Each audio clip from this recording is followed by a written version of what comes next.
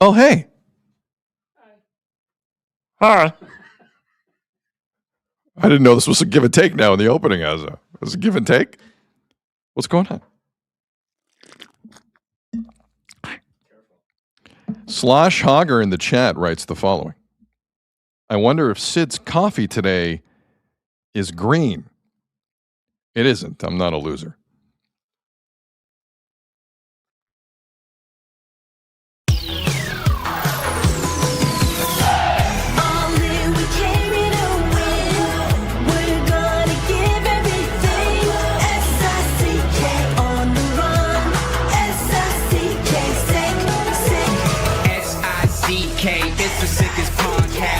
For the audio, or you can even watch back, giving players all the props or put them on blast. We don't give no hot takes, only talk facts. We're giving all our devotion, riding high on this wave of emotion, going all out, yeah, cause this is our time. No, ain't no stopping us till we reach the finish line. All in, we came here to win. We're gonna give everything. S-I-C-K on the run. S-I-C-K, sick, sick. On fire, we're ready to fight. We'll bring the house down tonight. S-I-C-K on the run. S-I-C-K, sick, sick. Play it on the car ride, play it when you lounge. X and O, you know that we can hold it down. Shout out to my man Sammy, got it off the ground. And to all the listeners tuned in right now, got debates, analysis, and speculation. This is sports talk for the new generation. You know where to find us, got a reputation. Sick podcast, your #1 sports destination. Giving all our devotion, riding high on this wave of emotion, going all out, yeah, cause this is our time. No, ain't no stopping us till we reach the finish line. All in, we came here to win. We're gonna give everything. S-I-C-K on the run. S-I-C-K, sick, sick. On fire, we're ready to fight. We'll bring the house down tonight. S-I-C-K on the run. S-I-C-K, sick, sick. S-I-C-K is the sickest podcast. Tune in for the audio, or you can even watch back, giving players all the props or put them on blast. We don't give no hot takes, only talk back. S-I-C-K, S-I-C-K, S-I-C-K, S-I-C-K, S-I-C-K, S-I-C-K,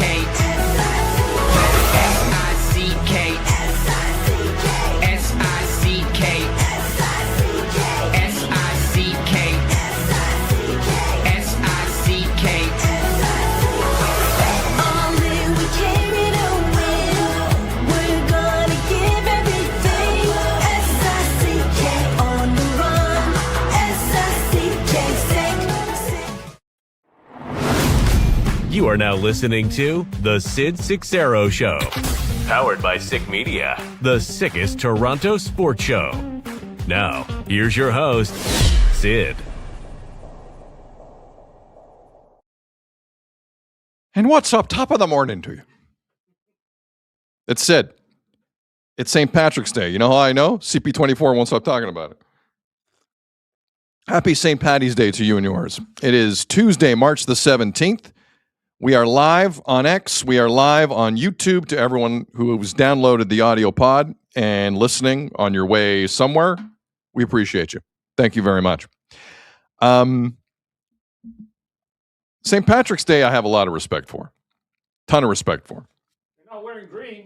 I'm not wearing green. You know why? I'm not a clown. I didn't wear red when Canada played in the Olympics. I'm not wearing. Give me green. As a party brought in some ridiculous dollar store green. Give me this. I feel like I'm in New Orleans. Show me something. Look at this. Look what he Show really- me something. Look at this. For the listening audience, it's just the cheapest green stuff. One of them's even broken, I think. Look, it's broken. Get out of here, man. Like, this is what people want on St. Patrick's Day. Yeah.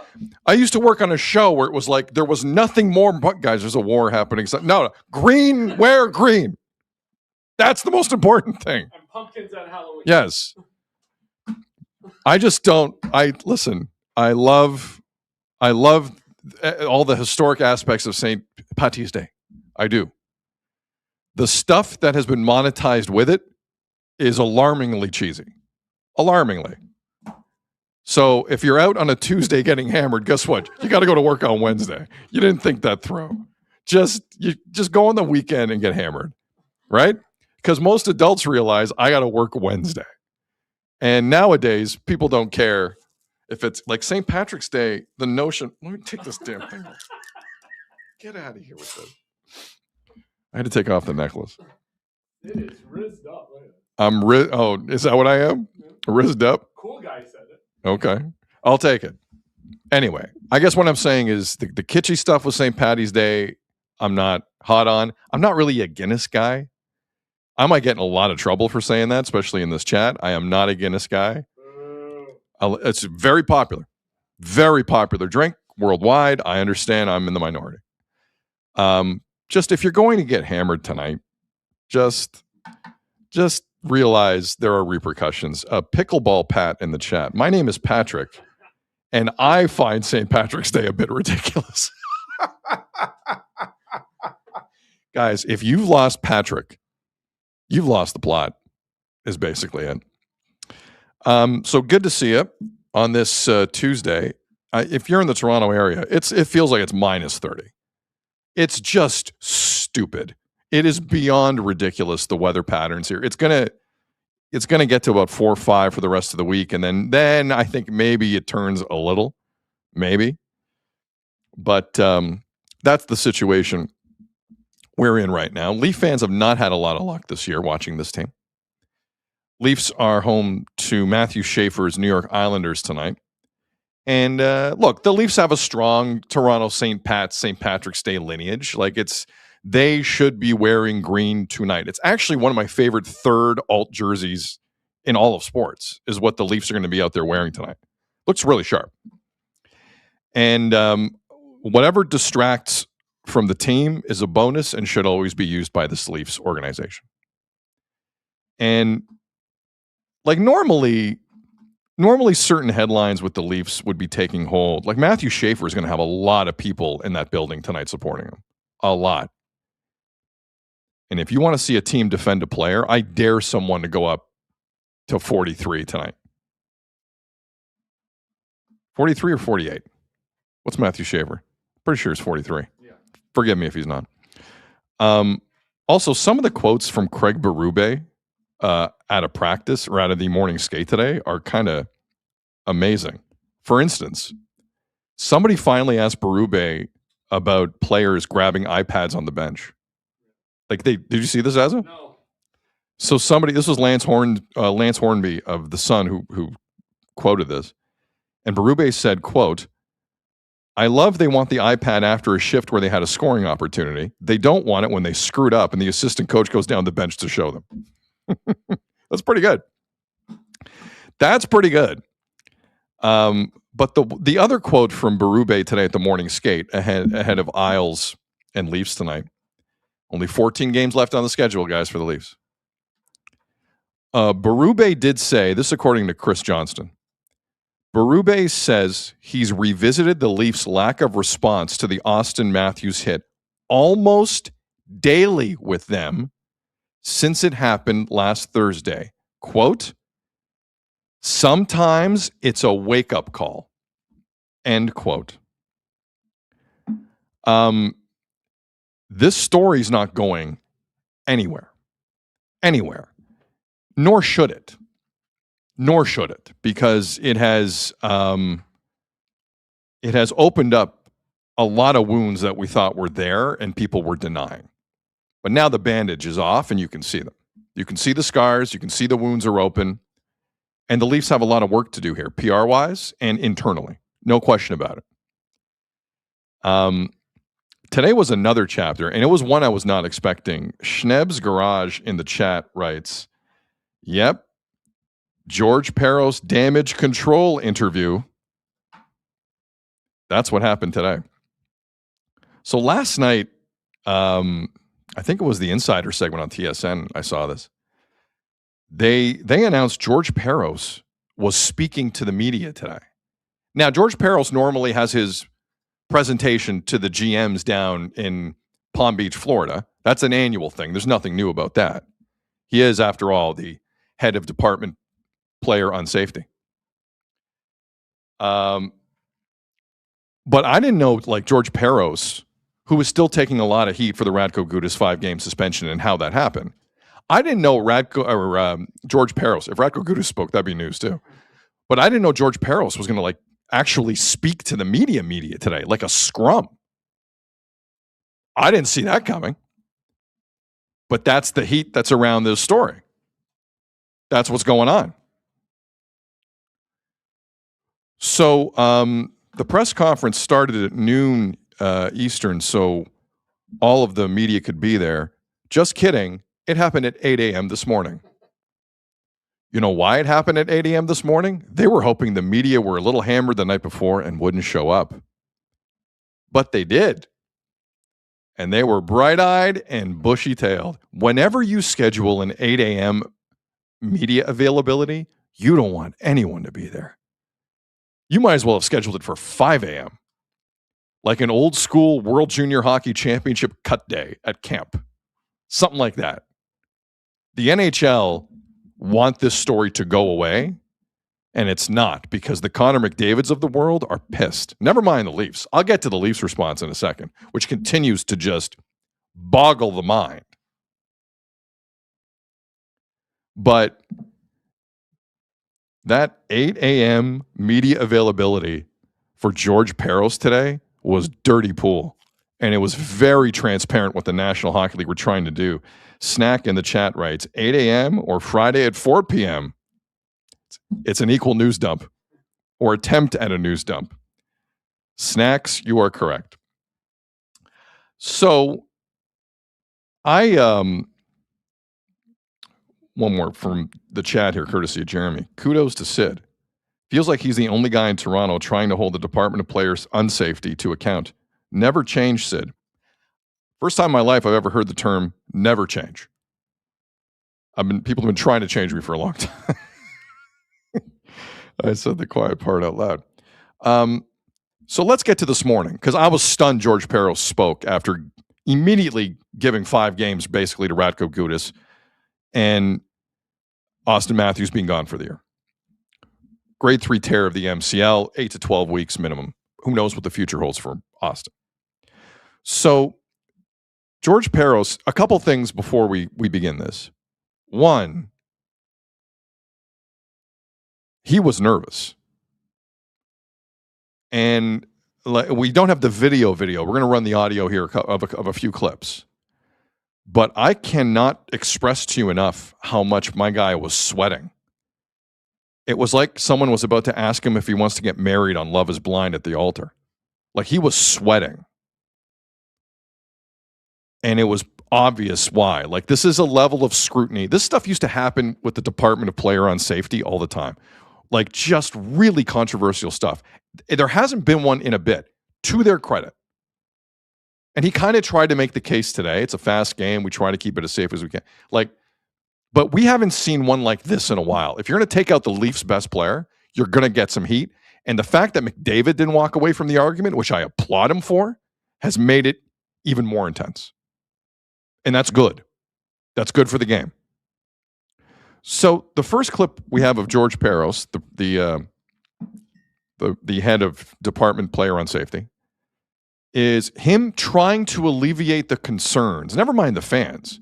In this clip, he is talking to players around the league who are nervous at what they saw with Austin Matthews and don't like the response from the Department of Player on Safety. Here's what he said. A process in place that we feel confident in. We've been doing it for a long time. We sweat over these decisions and pour over these decisions every night, all season long. We have a process in place that's consistent, and we have a team that works for me and together with me that evaluates all these plays.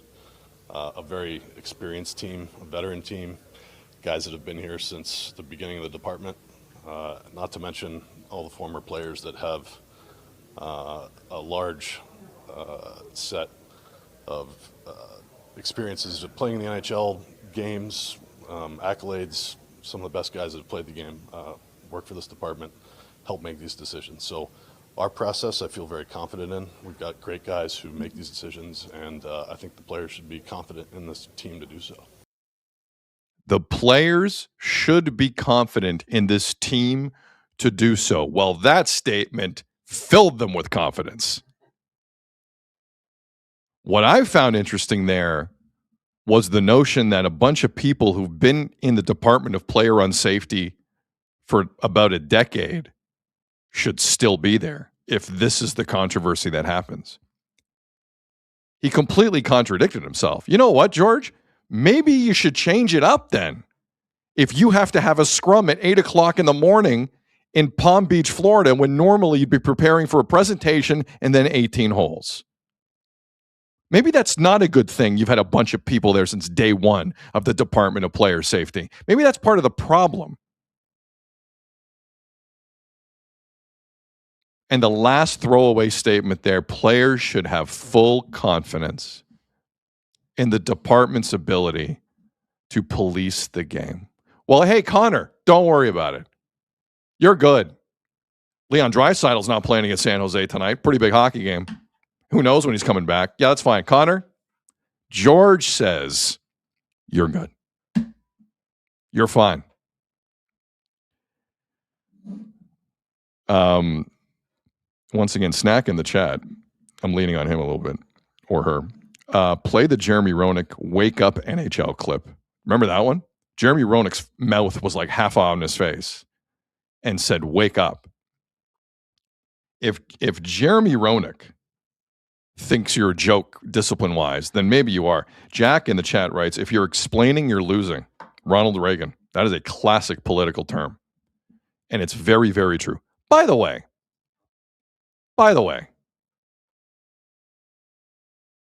why didn't Gary Bettman talk about this? He had his World Cup of Hockey announcement yesterday. We'll talk about that in a second. No questions on this yesterday? No, Gary? Gary's starting to run a little bit. Not good. Not good, Gary. He made George Parros go out there at the crack of dawn today in Palm Beach, Florida. Nowhere was Gary. Gary was having waffles and a coffee somewhere. Nope. Story's a little too hot for Bettman. And Bettman has the empathy of my coffee table on top of that. So it's not going to be a good look if he's speaking on this either. What I find fascinating about that decision from Gary Bettman is you just took $10 billion or thereabouts from Rogers Communications. Who owns the Leafs? We know who fully owns the Leafs basically now. Gary Bettman can't speak on this publicly. A little awkward. Did things get a little awkward between Rogers and Gary Bettman? Just a little. I think Rogers are owed something from Gary Bettman publicly. Privately, with all due respect to private, that's a nice, professional, cowardly thing to do. It's time to publicly talk about this.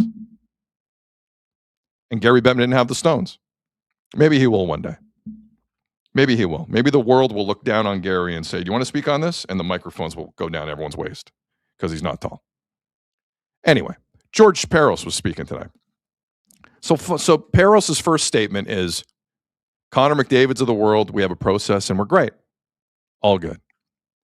Then George Parros was asked specifically about the Matthews decision. He said this. Confident in this decision. We came to it, for good reason. When we evaluate these plays, we look at the play, not the players. All right. And then we look at, if we determine that play was worthy of supplemental discipline, we then look at the history of the players involved and if there's an injury or not. This is how we come to make all of our decisions. We did this and made this decision under those circumstances, felt that this was the appropriate response, and so I stand by it. Appropriate response, they stand by it. Didn't explain why.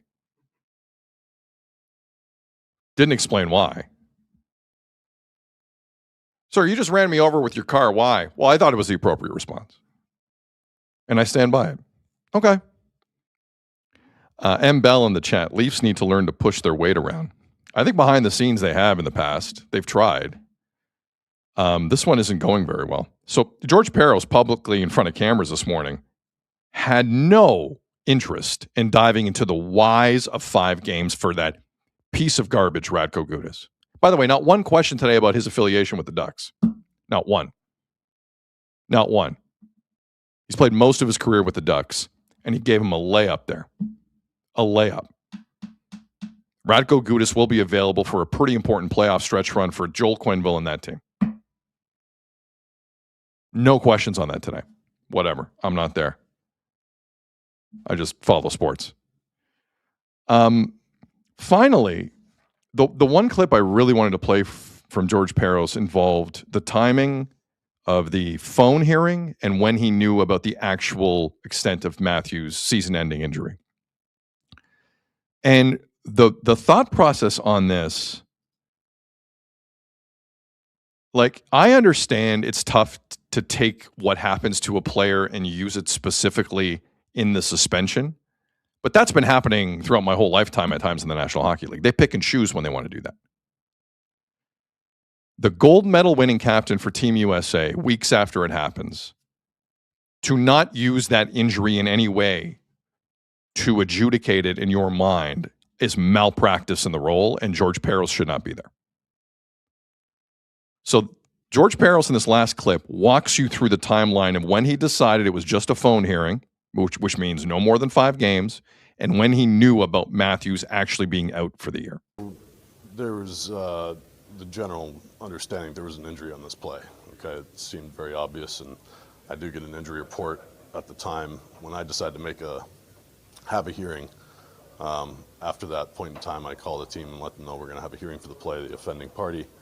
Then I'll find out what the injury information might be. So the assumption was that there was an injury on this play, and having that information and feeling that way about this, knowing that there's likely an injury, I still decided to have just a phone hearing for that. So, it wasn't like I decided to have a phone hearing, found out there's an injury, and then wished I had it in person instead, if that's what you're asking. Oh, so that's way worse than I remember. He says at the end, if you're asking me if I had regret that I just had a phone hearing and then found out he was gone for the year, no, I had no regret. This guy clearly has it out for the Toronto Maple Leafs. I hate saying that because I never like going down that road. I think it's a lazy thing to put out there. For all officials, anytime a Leaf fan doesn't get their way, I think it's lazy. I think it's uninformed and uneducated. How flippant this guy was today was wild to me. And if that whole episode was meant to bury the story, I got news for you. If going out there at 8 a.m. Eastern was meant to bury the story, I got news for you. 0 for 2. That's not happening. The best players in the league are not going to hear this guy sweating and stumbling his way through processes and think to themselves, I feel good going out against San Jose tonight. I feel safe. As an elite player in this league, Connor McDavid, feels safe. Matthew Schaefer, let me tell you something right now. Someone behind the scenes tonight is going to have a conversation with Matthew Schaefer, the Islanders in Toronto, because the Leafs right now have kind of lost their head. The Leafs are not in a normal space. The overcompensation is alive and well, especially at home. This is Toronto's first home game since that ridiculous episode happened last Thursday. Since everyone put their cards on the table and clearly they hate each other's guts. Like, this is the first game since. Matthew Schaefer better be on his toes. Now, it's not like the Leafs are fast enough to chase him anyway. They're not. But you never know. Someone might catch him. But the more I think about it, odds are slim. And Brad Treliving's quote, he had an interview with Gino Reda of TSN yesterday at the GM meetings. Gino Reda speaks to everybody. And Gino Reda caught up with Brad Treliving. We have not heard publicly from Brad Treliving since Coward Mania broke out last Thursday at Scotiabank Arena. It's WrestleMania, but different. And we heard he was really upset privately. Elliott reported Brad Treliving was calling people up who were on the ice when Matthews got hurt to be a fly on the wall for the William Nylander call. Like, I don't want to continue until we think for 2 seconds about how the call went between William Nylander and Brad Treliving. Did William Nylander remember the incident? Are there enough brain cells there to remember what happened? Or is Brad Treliving just screaming into the abyss? I don't know. There's evidence to suggest could be either side of that. But Brad Treliving did speak. Robida Island in the chat. Santander would have stepped in for Matthews. We have an update on Santander coming up a little later on. We're 10 days away from the Jays' home opener and season opener. We'll get to that a little later. But Brad Treliving spoke with Gino Reda yesterday about what he thought of the suspension to his captain, best player, highest paid player, Auston Matthews. If you detect any rage in this, let me know. I think in any of those types of situations, I've made my feelings clear to George. I get it. It's a difficult job. I just felt strongly that the event itself, the hit, the play, the injury, and the player history, to me, all lean towards something that would be larger than that. But George has got a job to do.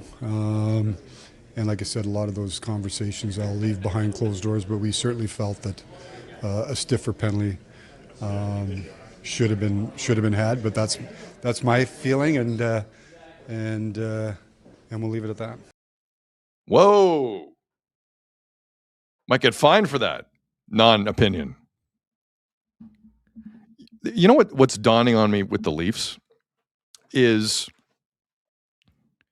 when you swing so far in one direction, you're going to eventually end up in a different place, and it's not going to be good. For example, Treliving. The passiveness with which the Leafs have played hockey for 10 years, basically.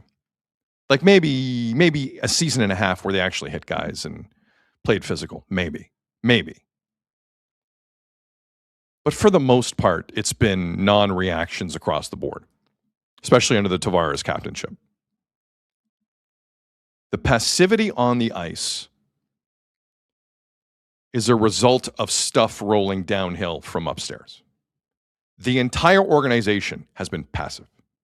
It's been passive in how they look at the core. It's been passive in when to move off the core. It's been passive in any public comment against the NHL. It's been passive on the ice hitting people. This didn't start with some players not wanting confrontation on the ice. This organization has not wanted confrontation for 10 to 15 years. And it all comes out in the light like this. How is Treliving that calm? I know it's a few days after, but how is that the first reaction on camera or on radio or on audio from the organization about that incident with Matthews? Someone has to get angry here publicly. Somebody. Where's Pele? Taking into 20 minutes of Josh Sargent over the weekend for TFC? Where's Pele? That can't be the tone. That can't be the tone. I don't care what the private tone is. That cannot be the public tone because all your players see that garbage. Everyone in that organization, passive. And it shows on the ice. I couldn't believe that from Treliving. Now, to what I was just saying, though, it swings the other way potentially. Let's see if someone tries something stupid with Schaefer tonight. Let's see how that goes. I'm not trying to single the kid out, but he's out there, and the Leafs are trying to act like tough guys. Ergo, 2-4, Max Domi. I know some of you didn't hear the Max Domi from Saturday night in Buffalo. You should. Because the next Anaheim Duck game is March the 30th. As we're about to hear, Max Domi knows when that game is. And after the game Saturday, a dressing room that has been asleep all season long seems like it's woken up. And if Craig Berube said today, he's talking about this every day now. That's the coach saying that. This is Max Domi from Saturday night when he was asked what he thought of the 5-game suspension on Radko Gudas. And again, I want to stress there's a lot going on around the cameras and the microphones because the Leafs are trying to get off to Minnesota. So the equipment guys are busting their ass and they're doing a pretty good job. But like, I think you can make out where I do this every time, where Max Domi is going with this. Pretty angry. At the length of the suspension. Not going to get into it, but you never want to see anyone go down like that, especially the captain and one of the best players in the world. You don't like to see that, but I mean, like, I think we've kind of put it to bed now. I think we answered the bell in the third period, but yeah, I'm certainly not happy about it. And play him in a couple weeks. We play him in a couple weeks. First off, we answered the bell in the third period against Anaheim. We put it to bed. No, you didn't. George Parros had to speak on this today. This story is not in bed at all. And running around third period against Anaheim did nothing. Did absolutely nothing. Nor did a Dakota Joshua fight Saturday in Buffalo. That did nothing. The die has been cast on this. We all know what this Leafs team is about. I don't care what happens between now and the end of the season. We are well aware. And some of us have known for a while. But Max Domi just did one of the wilder things I can remember a Leaf doing. He told the league what might happen March 30th. That's not smart. That is not smart. First off, I don't know if he or anyone on the team's capable of doing something dumb to that extent. And for the sake of argument, let's say it happens. And let's say it's Domi. Let's say it's number 11. Do you know the hammer the league are going to bring down if he tries anything March 30th because of that comment? He just painted himself into a really unintelligent corner. Like, think about that for a second. If you're going to go after someone, you shut up about it.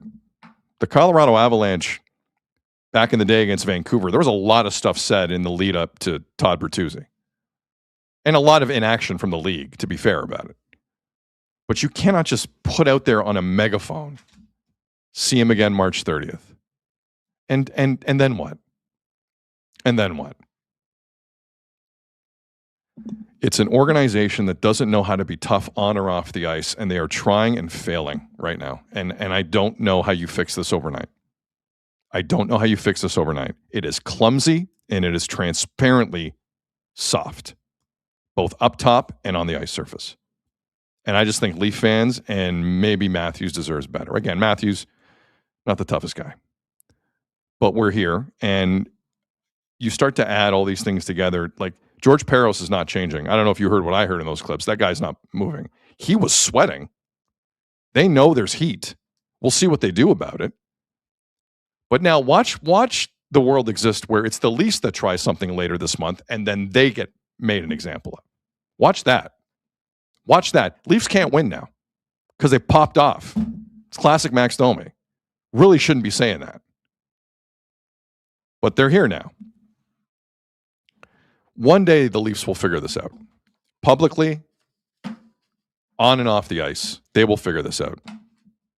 There's a ton of Leaf fans in this chat who just want them to throw their weight around and be the big organization that they are. I'm not debating that with anyone. This is one of the most valuable hockey franchises in existence. In the history of the world, the Toronto Maple Leafs. You can't get a little tougher publicly? You can't do that. Really. I think there's large sections of the fan base who want that. And part of this Leafs team problem is they haven't listened to their clientele a lot. They should start. They should start. And if not for them, do it for Matthews, who might have one foot out the door on this. We'll see. Jeff has a party. Good afternoon. Hello, Sydney. Happy St. Patty's Day. Are you a St. Patty's day of Not going out. Get stupid ass drunk person? No. I'll do my part. Wear a little green hat or something, but no, I'm not into all But why is that. wearing a little green hat don't know, doing man. It's just your something. part? But St. Paddy's Day. I have never in my life been, and maybe I just don't like fun. I think dressing up in specific colors doesn't make me feel any better. Like if I have a flu, if I just wore green today, I'd still have a flu. Your closet is full of blue stuff. That's the only reason. I like blue stuff. I enjoy it. I enjoy it. Great suggestion from Razzle. Wish I would have thought about it. I should have worn my DX shirt today or my DX sweater. I didn't. Although, hold on. We have someone, Gus, in the chat. It's like, great hat. What's the hat? It's just a Dickies hat. Oh, okay. Yeah. All right. It's over. You're if you had to wake up at 8:00 for a George Parros, maybe he's a big St. Paddy's Day guy. Maybe he can't wait to get to the pub at 11 or whatever. He'll be going to the pub. He'll be going to the pub before his presentation of the GMs today at the GM better. Maybe he's a big St. Paddy's Day guy. He's like, let's knock this out early so I can get there. Why not? I don't know, man. Yeah, it is weird to do it and it came out late, I think, last night that it was 8 a.m. They all expected him to talk today, but I don't think they knew the time. The 8 a.m. press availability for George Parros today is so slimy. And they used to do the video, so why talk today? Like, when has he ever had to talk? He hasn't been in front of a scrum since they're getting murdered. And when he played, he was in front of one scrum in his life. Right. How many scrums has he been in front of in his life? George Parros, he was a fighter. What was he going to do? So Viper in the chat brought this up, that his career was ended by Colton Orr in Toronto. You can't tell me that doesn't have an impact on his decisions. Do you remember the rounds him and Colton Orr used to go through? Yeah. I forgot about that. Colton Orr ended his you-know-what, though. Yeah. Like he was, like Parros wasn't just down. He was like... Yeah. Like Call of Duty out. I thought that was interesting because like I did forget rifle. about that. Like I did done. Forget. Yeah. He was finished. Right. So does he hold some animosity for Toronto for that? It's a great point by Viper. Slosh in the chat, night. Mm-hmm. But anyway. No, go ahead. No, a lot of people like the pick you brought up from the second clip. I was getting credit for it, but that's all said. By the way, Schaefer, number 48. If the Leafs are going to chase anybody, make sure it's number 48. Yeah, 48. I got confused between 48 and 43. Yeah, no. I just wanted to confirm that.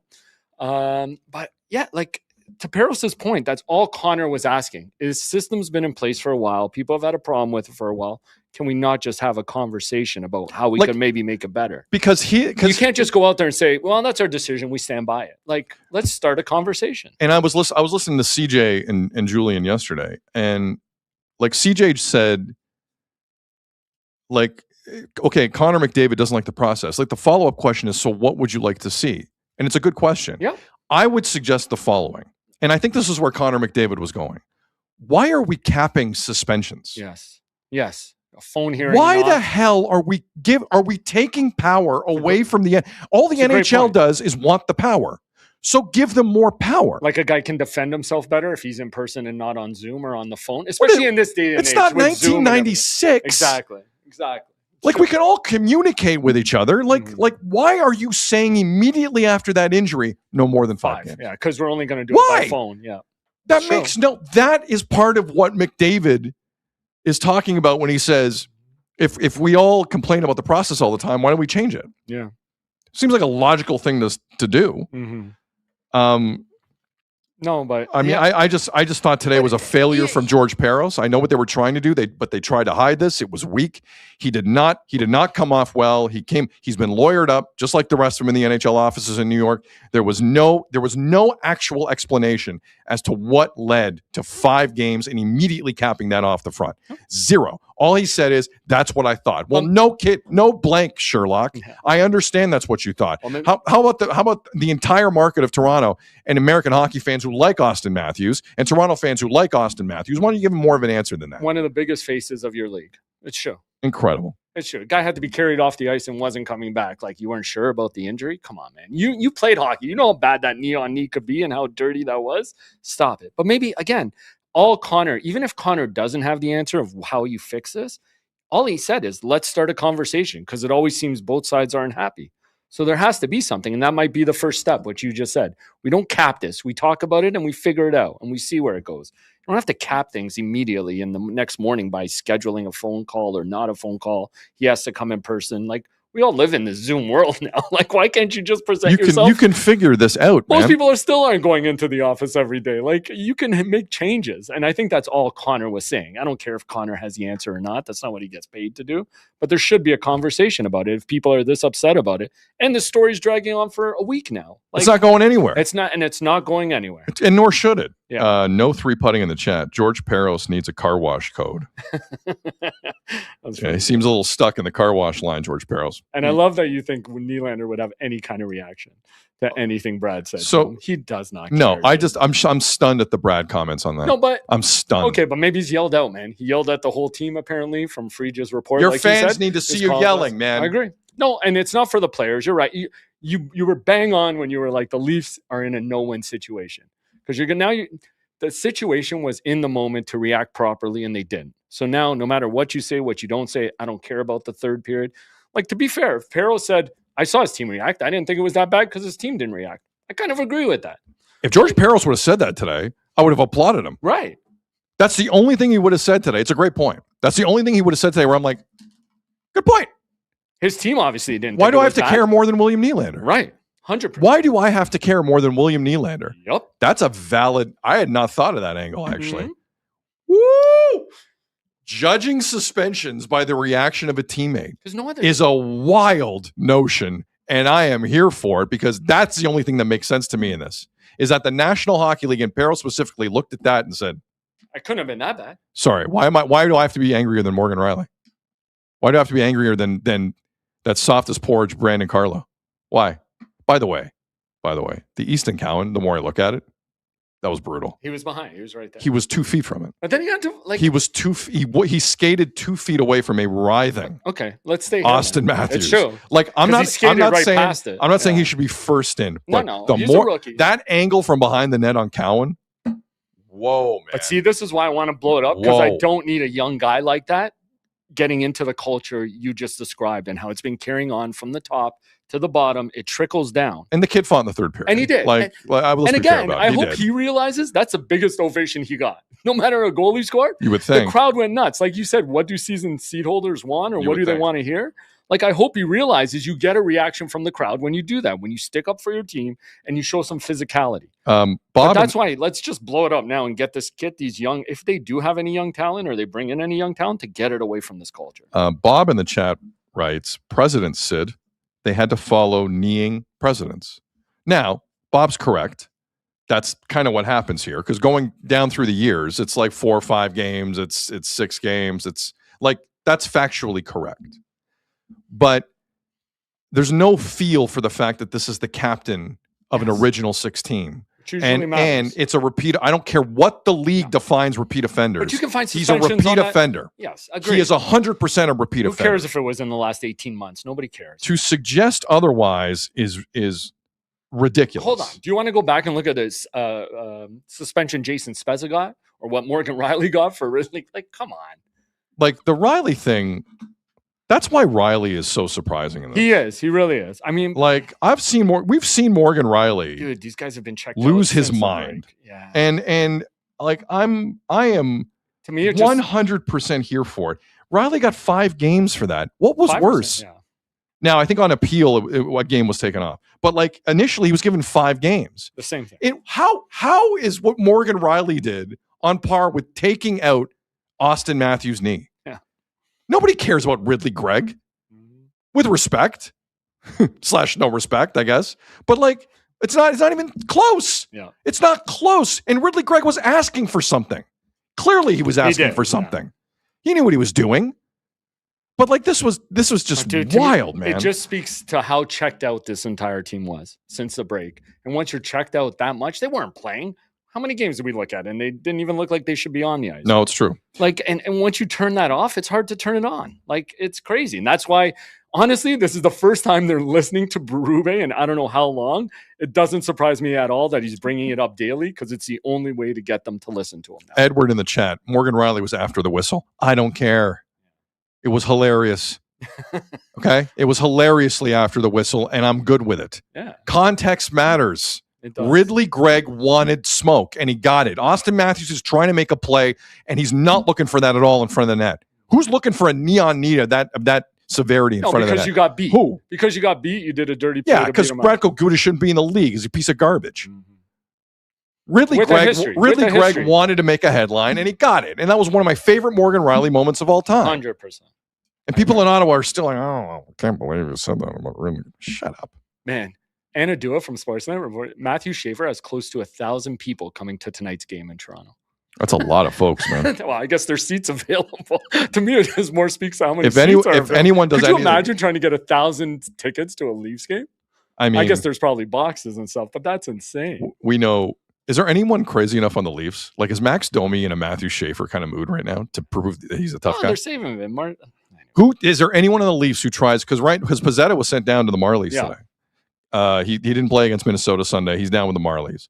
Is there anyone on the Leafs still guilt tripped enough to go after 48 of the New York Islanders? So the fact that Max was on the bench, could that have stopped him? Could he have jumped on if he watched it from? Then he gets like 10 or 20. The one thing the one thing I do agree with, we cannot go back to the days where David Clarkson's jumping off the bench in a preseason game. Okay, that's right. Like, we can't do that. That's kind of we are ridiculous. trying to tank, right? We are trying to tank. Well, okay, then get off the bench then, Domi. Go ahead, go nuts. Man, I don't know. Okay, so anything else on Parros today? Because I think Domi has completely screwed himself on March 3rd. You're Those right. were not smart comments to make. Those were not smart comments. But you want players to yell and be upset and say, like, I don't even know. I hated the mea culpa thing too in the moment. But you're right. They're in a no-win situation now. Doesn't matter what they say, what they don't say. We're going to judge it, and we're going to throw it back to the instant reaction and what happens next. Gus in the chat, Leafs have no reason to go after Schaefer. They already screwed up. Ha-ha! So you think Craig Berube every day is walking into that dressing room, it looks like, and Berube needs to watch himself too a little bit. They'll go after coaches now. Berube's now ringing the "we got to punch face" bell every day. Oh, yeah. You know how I know? Berube said it. I'll read the quote again. But dude, they weren't listening to him before this happened. This is the only thing he can say to them to get them to listen. But he's saying it now. No, he is. Craig Berube says he's revisited the Leafs' lack of, this was this morning, revisited the Leafs' lack of response to the Austin Matthews hit almost daily with his team since it happened last Thursday. Quote, sometimes it's a wake-up call. These are strange times around this team. In a season that has been very strange. Like, to say this is the strangest of the strange is strange. And we're here now. So 2 Point makes this point. If Domi jumped on the ice at the time of the hit, he would be loved by Leafs fans forever. Forget the suspension. You just want to be loved by the fans, no? I like the comment because it reminds us, and I think you and I brought this up before. If anyone's tired of being around this Leafs dressing room, just do something crazy. Yeah. And that's it. And vacation has started. You don't even have to be around for locker cleanout day. You're done. Like Austin. You're done. Austin.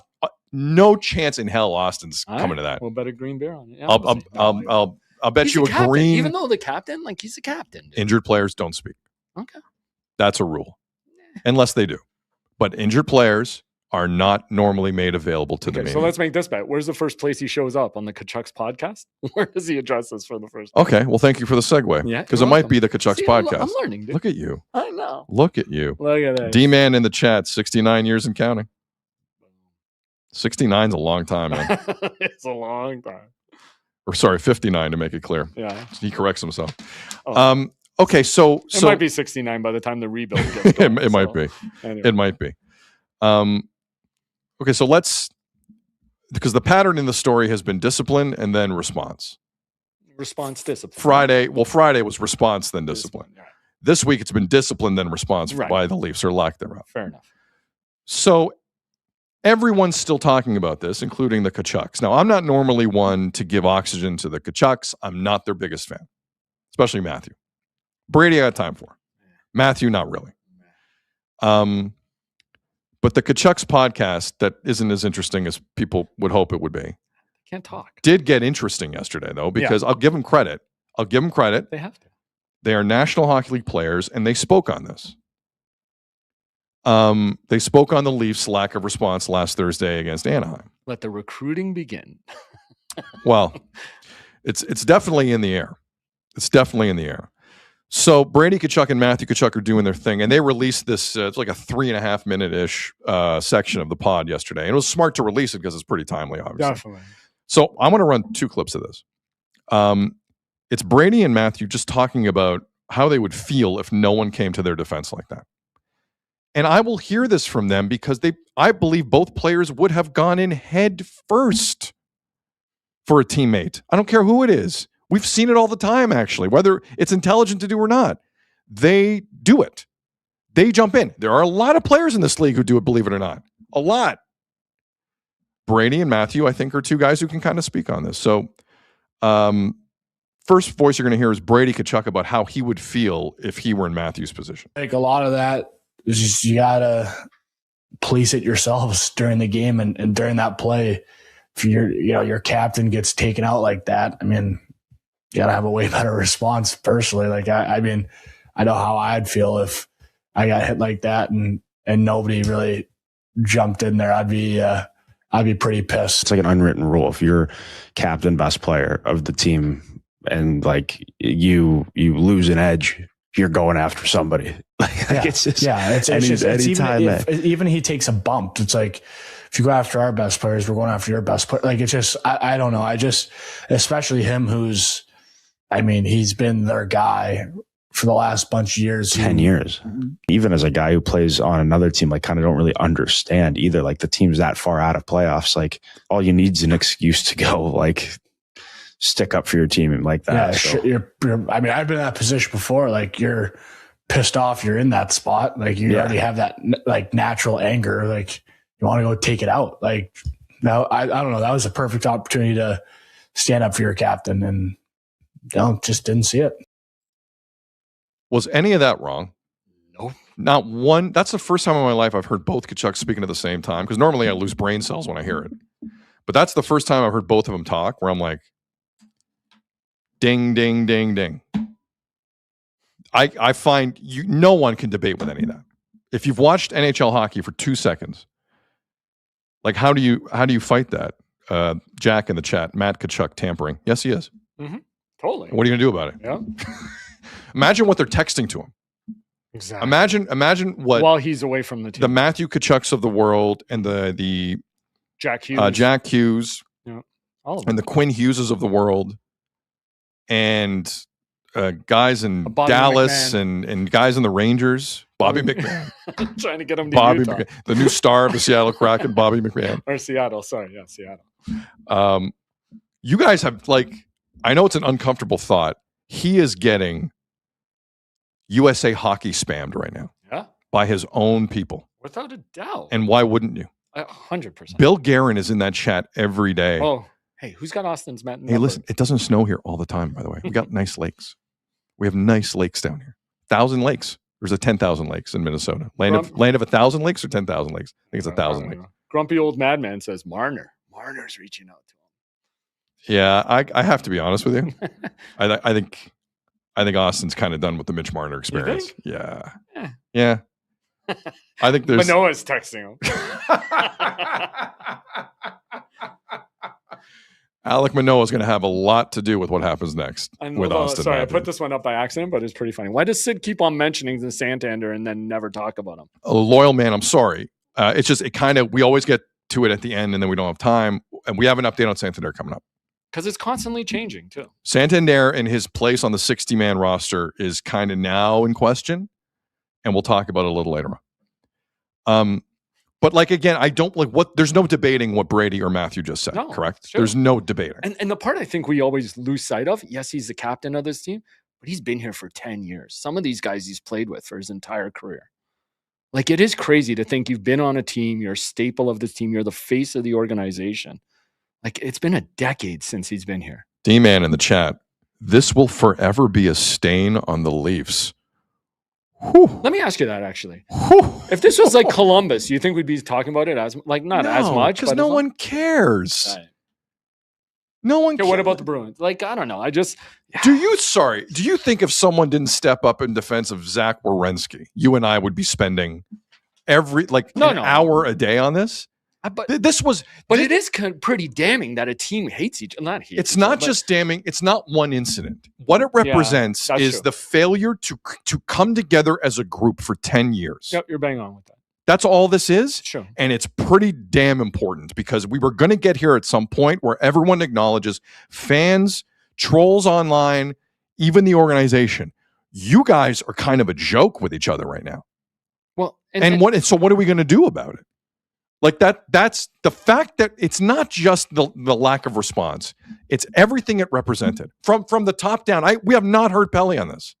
We have not heard Keith Pelly on this. Sure. Like, where is the response from everyone? To single out Nylander and Riley, very convenient. And I've done it myself. And I'm not saying it's not justified. Of course it's justified. This is a Leaf-wide issue. They don't want to get fined. They don't want to get fined $250,000 from the NHL, $300,000. That's what their Christmas parties cost. Seriously. What do they care about a fine? Per department, by the way. Not just one Christmas party. Per department. Like, they care about getting fined? What is the NHL going to pull the TV contract away from Rogers? What are they going to do? They're going to stop protecting your stars on the ice? Is that what they're going to do? What are they going to do?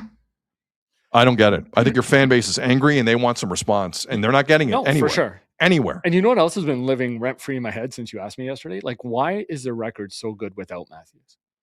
And I still like. Did you not agree with my theory? I did a little bit. What did you disagree with? I think more to that point. What you're just saying about the way the team reacts in this moment. I think to me, it's more just how much this mix of these guys just doesn't work, and we've been watching it for a decade. Like, it just tells you that this mix of players does not work. They all kind of do the same thing, sort of. Yes. That's why the record without Morgan's good. The record without Marner was good sometimes. Or Nylander, sorry, without Nylander was good. This mix just doesn't work. And I think it's just pushing that more and more in our faces. Because, the mix, I think what we saw last Thursday, this is why this is like the tip of everything. This is the straw that broke the camel's back. Yeah, 100%. Is that now you're seeing, when you see disinterest in the health of a colleague, that's bad. Yeah. How many times, you and I have been working in TV and radio a long time. Someone around us isn't feeling well. It's like everything drops. Like, okay, you need a day tomorrow? Yeah. You're sick? You're not feeling well? No problem. Like, that's where everyone's freaking out. And it's not just Bo Grew that got hurt. No. That's what I mean. The disinterest in your captain, a guy who you should be tight with at some level. Again, who's been here for a decade. At some level. Yeah. That's why people are freaking out. And that's why it needs to be addressed in a serious way. Now, we'll get to Treliving in a second. But the Tkachuks continue to speak. The problem is sometimes the Tkachuks keep talking. That's their biggest issue. And they have a podcast, man. Of course. Sometimes it's hard to stop talking. But I could just keep going. I was with them on how you would feel if that happened to you if you were Matthews. For sure. I'm 100% with them. Then they went down a road I can't follow. And Leaf fans, if you're driving around, you're watching somewhere, you're carrying a drink or a heavy object, you're going to want to put this down. But the Tkachuks then make the argument that if the shoe was on the other foot, Austin Matthews would be the first one into the pile. You stick up for guys if that was the other way around and at least get in there. And I know Austin's personality and how much he's a gamer, and we saw it firsthand at Milan. Mm-hmm. If somebody went after somebody on his team and he saw it, like, he'd be right in there too. Mm-hmm. And he's the last guy that needs to be doing that, with being that unreal of a player and everything.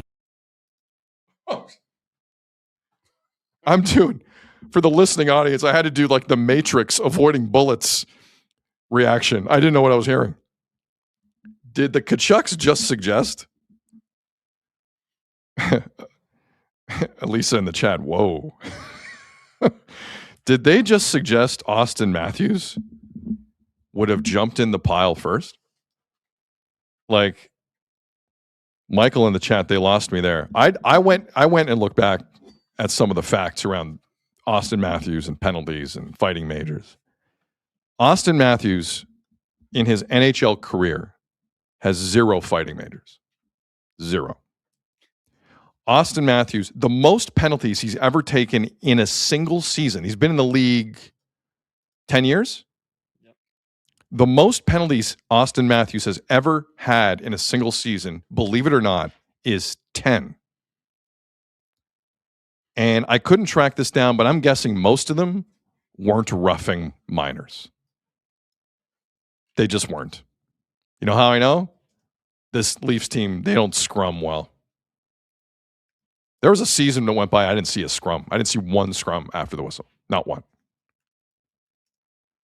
So I think we need to be very careful with the narrative that Austin... Now, again, these are two American players who absolutely do not watch Leaf games at all, who have no idea what they're talking about. Much like whenever Matthew Tkachuk speaks about the Toronto market. I'll take that a bit from Brady. At least Brady plays the Leafs. He plays them Saturday. If he has an opinion on the Leafs, okay, I'll hear it. I don't agree with it, but I'll hear it. Matthew Tkachuk has no idea what's happening in the city of Toronto or with the Leafs. And as some people in the chat rightfully pointed out, when did Matthews at the Olympics jump in on a pile?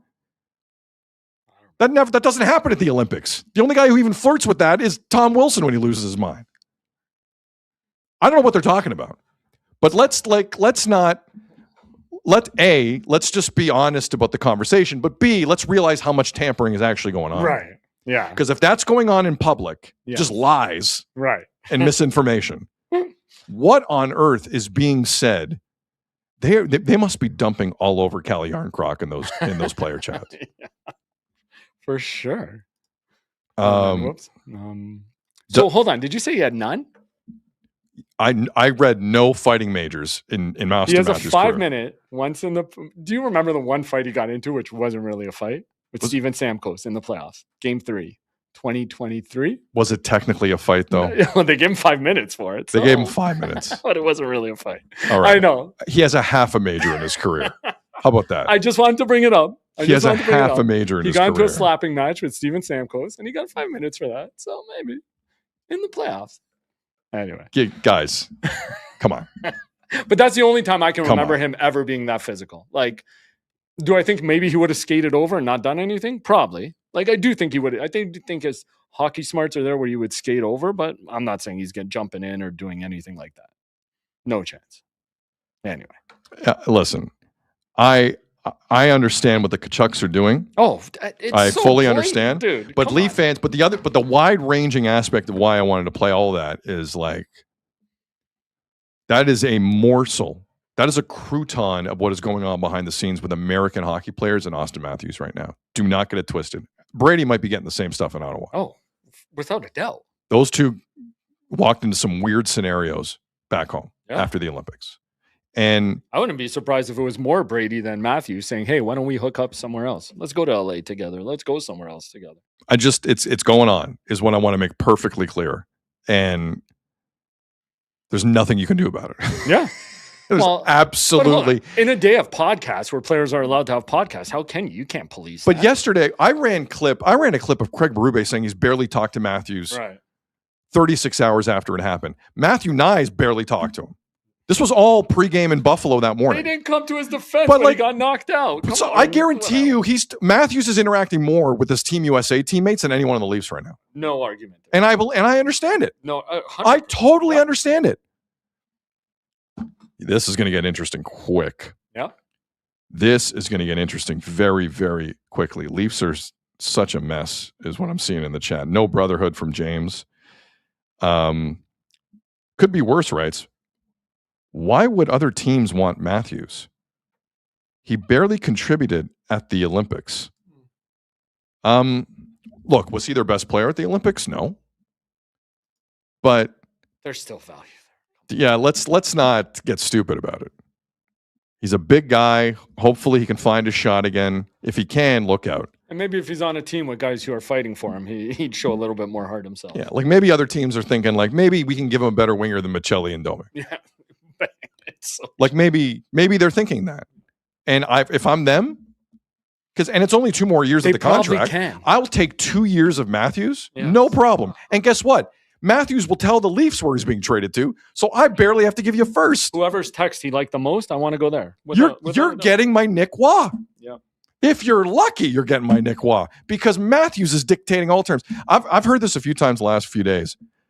Matthews and the Leafs are entering the Quinn Hughes Vancouver era. No, Quinn Hughes had no movements. It is not apples to apples in any way, shape, or form. Yep. Austin Matthews will completely drill down on this and make sure the Leafs get zero value for their money. Zero. That's the difference. Can you read Chase's I can. comment? Chase in the chat. Thanks, Brendan. If I see a thanks, Brendan, in a Leafs game, and you send in a pic, we will show it, and we will be appreciative. Thank you. Okay, anything else on the Tkachuks? You good? Good. All right. So let's move on here and talk about the future. Because the other part... What's that? The future of the Leafs. What is it? What is the future? No. Good point. What's the future for the Leafs? Do they even think about it? Do they? Let's... how about Chris writes in the chat, Sid, we're a baseball city now. Screw the Leafs. I love that comment. It's a pretty good comment. That's very good. There's a lot of hockey fans waiting. 10 days away. Chris, 10 days away.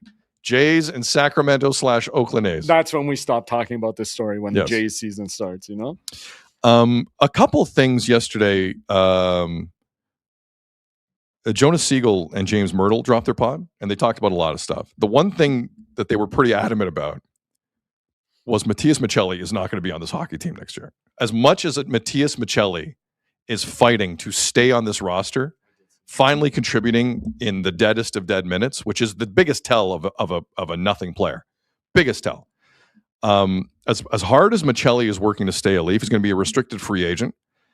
And based on some of the point comps, I don't know. He might ask. He's getting 3 something right now. He could be a $4 or $5 million player with this cap going up. Some people are freaking out over that. Bobby McMahon's kind of in the same boat. Mm-hmm. The Leafs. I mean, we see how hot Michelli can get. Come on, look at this. Arbitrators don't care when the goals happen. Exactly, 100%. Arbitrators don't care when the points happen. But Myrtle and Siegel were saying the Leafs, under no circumstances, like they're going to not even put in a qualifying offer and just walk away from Matthias Michelli. I did read that. Yeah. A reminder that Matthias Michelli was brought in by Brad Treliving. So Gino Reda, in his conversation with Brad Treliving, did ask him, like, so what's going on here? Like, what's the plan? And this is what Brad Treliving said in Florida yesterday. As we go forward, we've got a plan to put in place, and we've underperformed this year. And as I said at the trade deadline, there's certainly some changes that we need to make. And that's all those things are the plan that we're going to formulate moving forward to get this team back to where we think it's capable of being. And so those questions will be answered, and certainly we'll look forward to letting everybody know what our plans are here as we get closer to the end of the season. Brad Treliving, his plan right now is to make you know there's going to be a plan. But what does he say? Like, after the DNA comment from last year, like, what do you say this year? Like, what can you say? I'm just like, I feel like they keep throwing him out there is my point. Brad Treliving, trade deadline, he scrummed with the media. Yeah, well, no, he doesn't have to. Right, they can that's send. fair. They can not do that. Pelly could have spoken. I don't know. They can do whatever they want. I'm just They're saying, MLSE. typically the GM speak after. But if the GM is dead man walking, Yeah. I don't know. Do you put him out there? Yeah. So he spoke to Overdrive. He spoke to Kipper and Bourne. He scrummed on that day with the media. He's down at the GM meetings. Let me remind everyone. Brad Treliving is down at the GM meetings. He's also out scouting, apparently. Looking for the next Matthias Michelli. Because he's obviously out Change the DNA. Right. Change the DNA. Change the culture. But I like they're putting him out there a lot, and he's saying we have a plan. We had a down year. We need to move forward. Now, there are a lot of suggestions the players are going to get blamed on this year. I think it's a dangerous game. And injuries. Chris Tanev, which has basically been their injury. That's it. What have been their injuries? 3 weeks. There was a weird 3 weeks where like Nyes and Matthews and Nylander were all like skating and not playing, which was weird. But then, like, what's been the injury? It's been Tanev. That's a great point. No? What has been their injuries? Don't act like they've been the most banged up team in the league. The goalies that time, but the goaltending didn't suffer that much. But then, when those guys were then out. it was fine. Yes, I know. That's what I'm saying. For once Mitch Marner returned and Anthony Stolarz told the organization he was starting, then they had 2 healthy goalies. And like if they're going to blame the players, Treliving. My point is, Treliving sounds like a guy who's staying. There's no way that's warranted, but I think the organization. So you don't think they'd parade him out there if he was a dead man walking? I don't think they do. Really? Yeah. Wouldn't you just let him do it? Because who cares? Let Brandon Pridham finally get his time. Let someone else in that organization speak. If he's not the GM next year, for him to have been allowed to do that deadline is insane. That is. No, it's true. That's insane, guys. And on top, but here's the interesting thing. He's not signed after next season. Right. The Leafs have done this before with people not signed past their year. But like what I have a hard time figuring out is, how do the Leafs sell an extension for Brad Treliving to the fan base? No. So then he's lame duck next year? Yeah. But then fire him. What do you mean he's lame duck next year? Because if they then fire him. Hold on. If you're saying they're just going to blame the players for this, if the players get off to a slow start next year, it leaves the bullet that you axe him, that this was a mistake, right? Because you're comparing it. Dude, they won the division last year. But if you don't, and for the first time in how long? My point is, if Hellbent in the chat, Chris Brogger for GM, they don't have a president anymore. So what's Pelle's only bullet? Berube? Right now, it's Berube and Treliving. So then going into next year, if this team gets off to a slow start, what's his bullet then? Wouldn't it be Treliving at the beginning of next year? But if you're playing the blame game, and in that blame game, you go, players, we blame the players. Right. Well, and the coach at the end of this Maybe season. let's say you fire Berube, which you should. Pelle at the press conference, we think we had injuries and the players did not perform to their capabilities. He didn't say that. All he said was hold on, injuries. let me finish the point. Yeah. We're not here to sell jerseys. The players underperformed. We had injuries. We also felt Craig didn't have a handle of the situation. We believe in the structure of the executive group, and we think Brad deserves another chance here. So that's where we're putting the blame. If you say that, that's fine. What you can't do at the same time of saying that is this. Blame the players, blame Berube, but also not extend Treliving. Because if you're not extending Treliving, you are also blaming Treliving. Now, if you're Pelle, you're right. You need to keep a shield up in front of you. But you cannot do both. You either commit to Treliving, blame everyone else, move on, or just fire everyone, which is justified after this year. Agreed. I just don't think you can leave Treliving hanging on the contract with only a year left and just think that's any level of responsible management. Like it's time to get fresh eyes on all of this. If that makes Pelle nervous because his shields are gone, I understand that. But you cannot leave Treliving in there as a lame duck. You can't. So my two responses to you are, you blame the players. Is blaming the players blaming Treliving for putting those players in that position? I mean, it's a lot of that's on him. Right? Correct. But if you keep saying they're underperforming, then you believe in the players, which means you kind of still trust Treliving. You believe in some of the players. Right. Like if they're you believe in some of the players. Do you give Treliving another shot? Because again, he was how much can they blame this, to your thanks Brendan point, on what he came into and all that? So it's getting less and less. No, but I think. But again, signing Nylander the way they did, that was Shanahan. But for all this that take place, 100%. What you do with Treliving, you have to have a plan. What is their plan for next year? Do we know? What do you think they're seriously right now in their head? What do you think their plan is for next year? To retool or to fully rebuild? They think they can. I think they think they can make the playoffs next year. Right. So then why fire Brad? And then if they get off to a slow start next year, then you fire Brad and say, okay, we're going to bring a new guy in for this. But my point is, it's not just about firing Brad. If you have Brad there without a contract past next season. Yeah, but people do that. We'll talk about Schneider. How has it worked for the Leafs to have guys on lame duck contracts? What's going on with John Schneider? We're going to talk about this later. Let's hold this.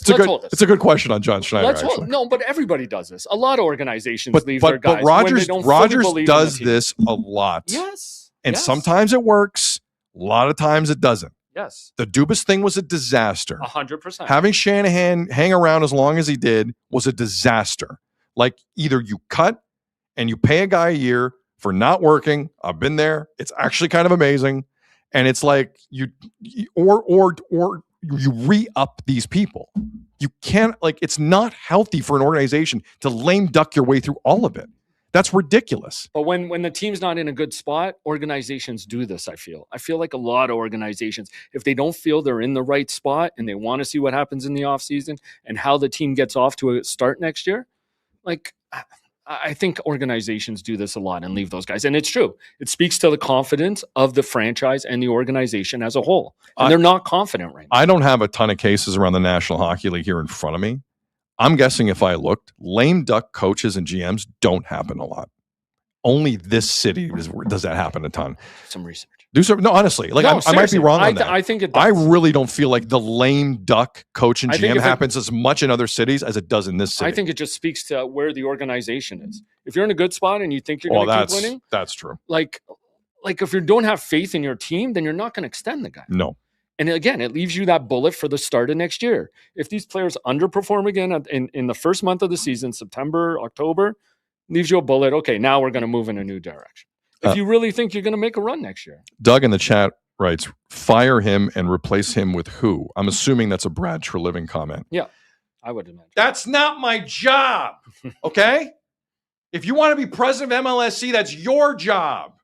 And Pelly has made himself president of the Leafs.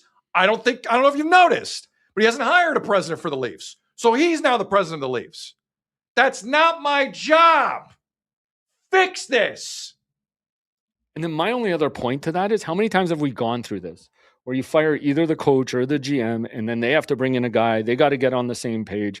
Would this not be a year to just break it down, bring in a coach and a GM, can work together and let them figure it out together to make sure they're on the same page from the beginning?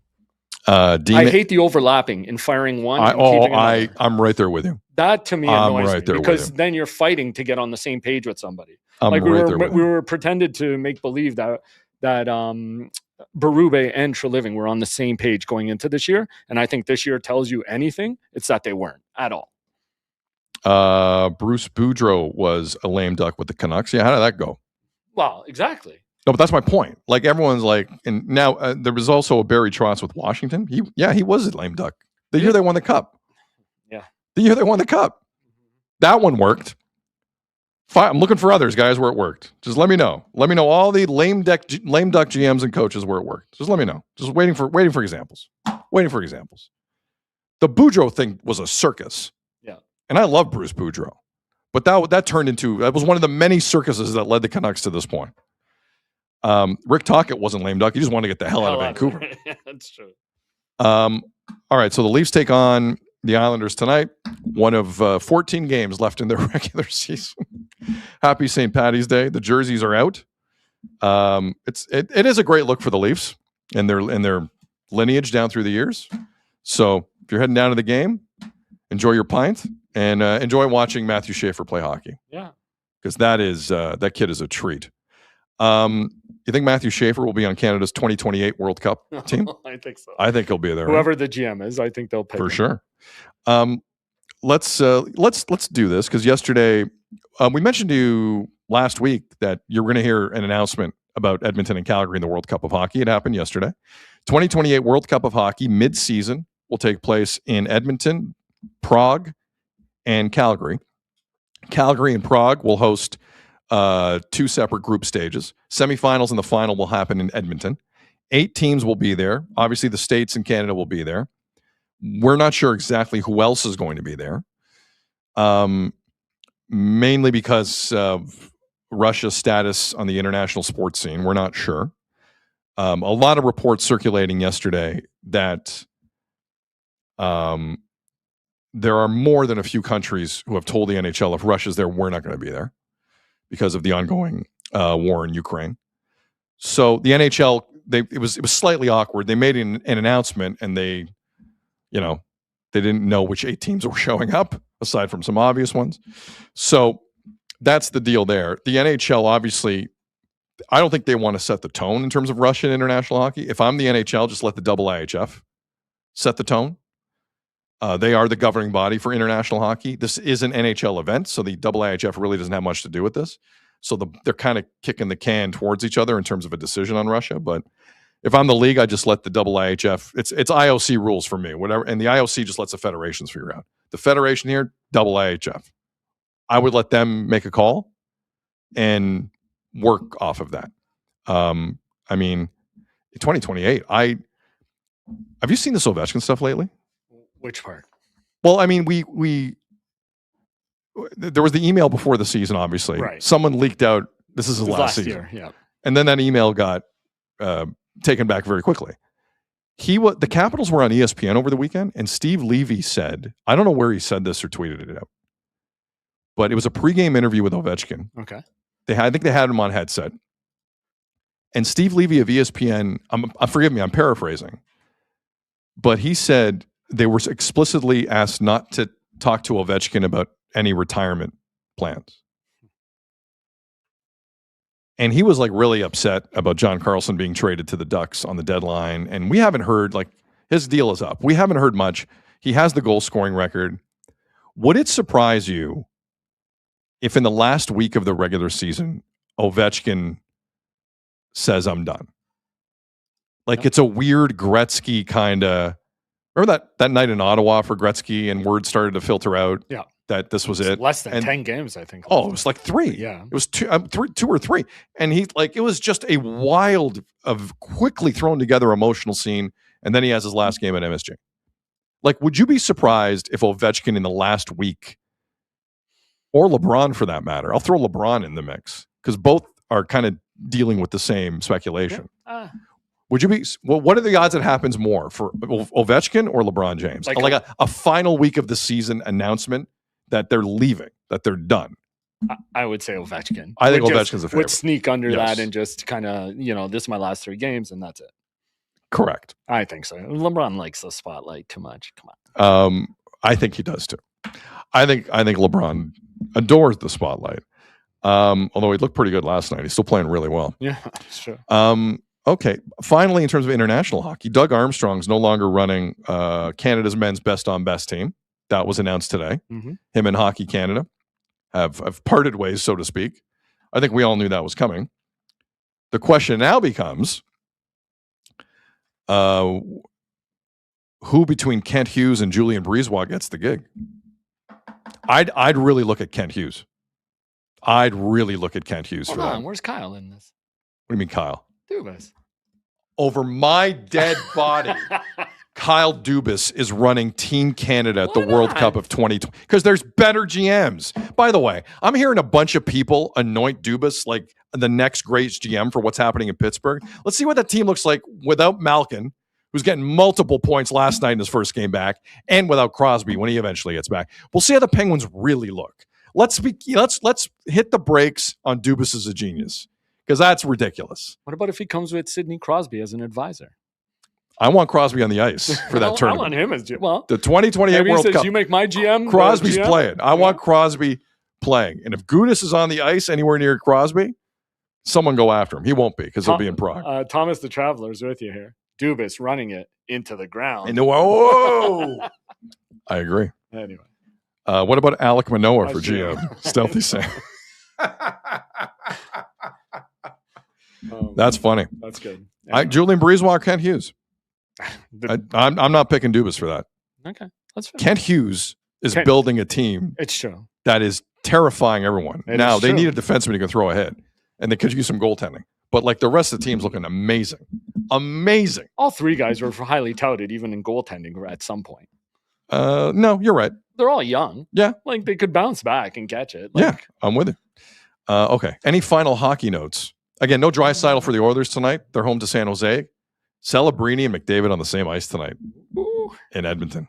That's going to be good. All right, World Baseball Classic. We have a final tonight. It is Venezuela against the United States. This is clearly going to be the most newsworthy thing to happen between USA and Venezuela this year. And we'll see how it breaks down. I like Azzo, your points yesterday on this. Like the more I think about it, it is tomfoolery that Venezuela have to play that game back-to-back nights. Yes. Well, USA gets a night. I don't. Like I hate it. I know. I don't like that. But now the USA can't lose. Right. Like if anything, I want to be Venezuela in that situation because no one expects me to win. The bullpen out there. That crowd was hype yesterday. Like they got the momentum. Hopefully they can like Palencia and that bullpen were really, really good. Like but I just don't know what they have left tonight. Salvador Perez did not play for Venezuela yesterday. They did sit. I think Wilmer Abreu of the Red Sox also didn't play. So like it's going to be an interesting one. To the format, did you see what Jason Stark maybe suggested in his piece? So he said moving forward, if he could make a suggestion, it would be something like you hold the round robin during spring training and maybe even the quarterfinal. Then the All-Star break is the semifinal final. No, we can't do that. Why? You can't stretch. I like it. You can't stretch out a World Baseball Classic for 6 months or 4 months. No, that's it's something to crazy. look forward to. And all the guys are at their peak mid-season. I don't mind it. I don't hate it. Klatoon in the chat. DeRosa puts in Hoffman. Venezuela may win. I like that. I hope that does happen. Jeff Hoff, I don't want to listen. Their crowd was hyped. They were hyped. They were such a great fun team to watch too. If Jeff Hoffman ruins, I'm serious. If Hoffman ruins this tonight for the United States, this conversation's over in this town. Over. It's true. Over.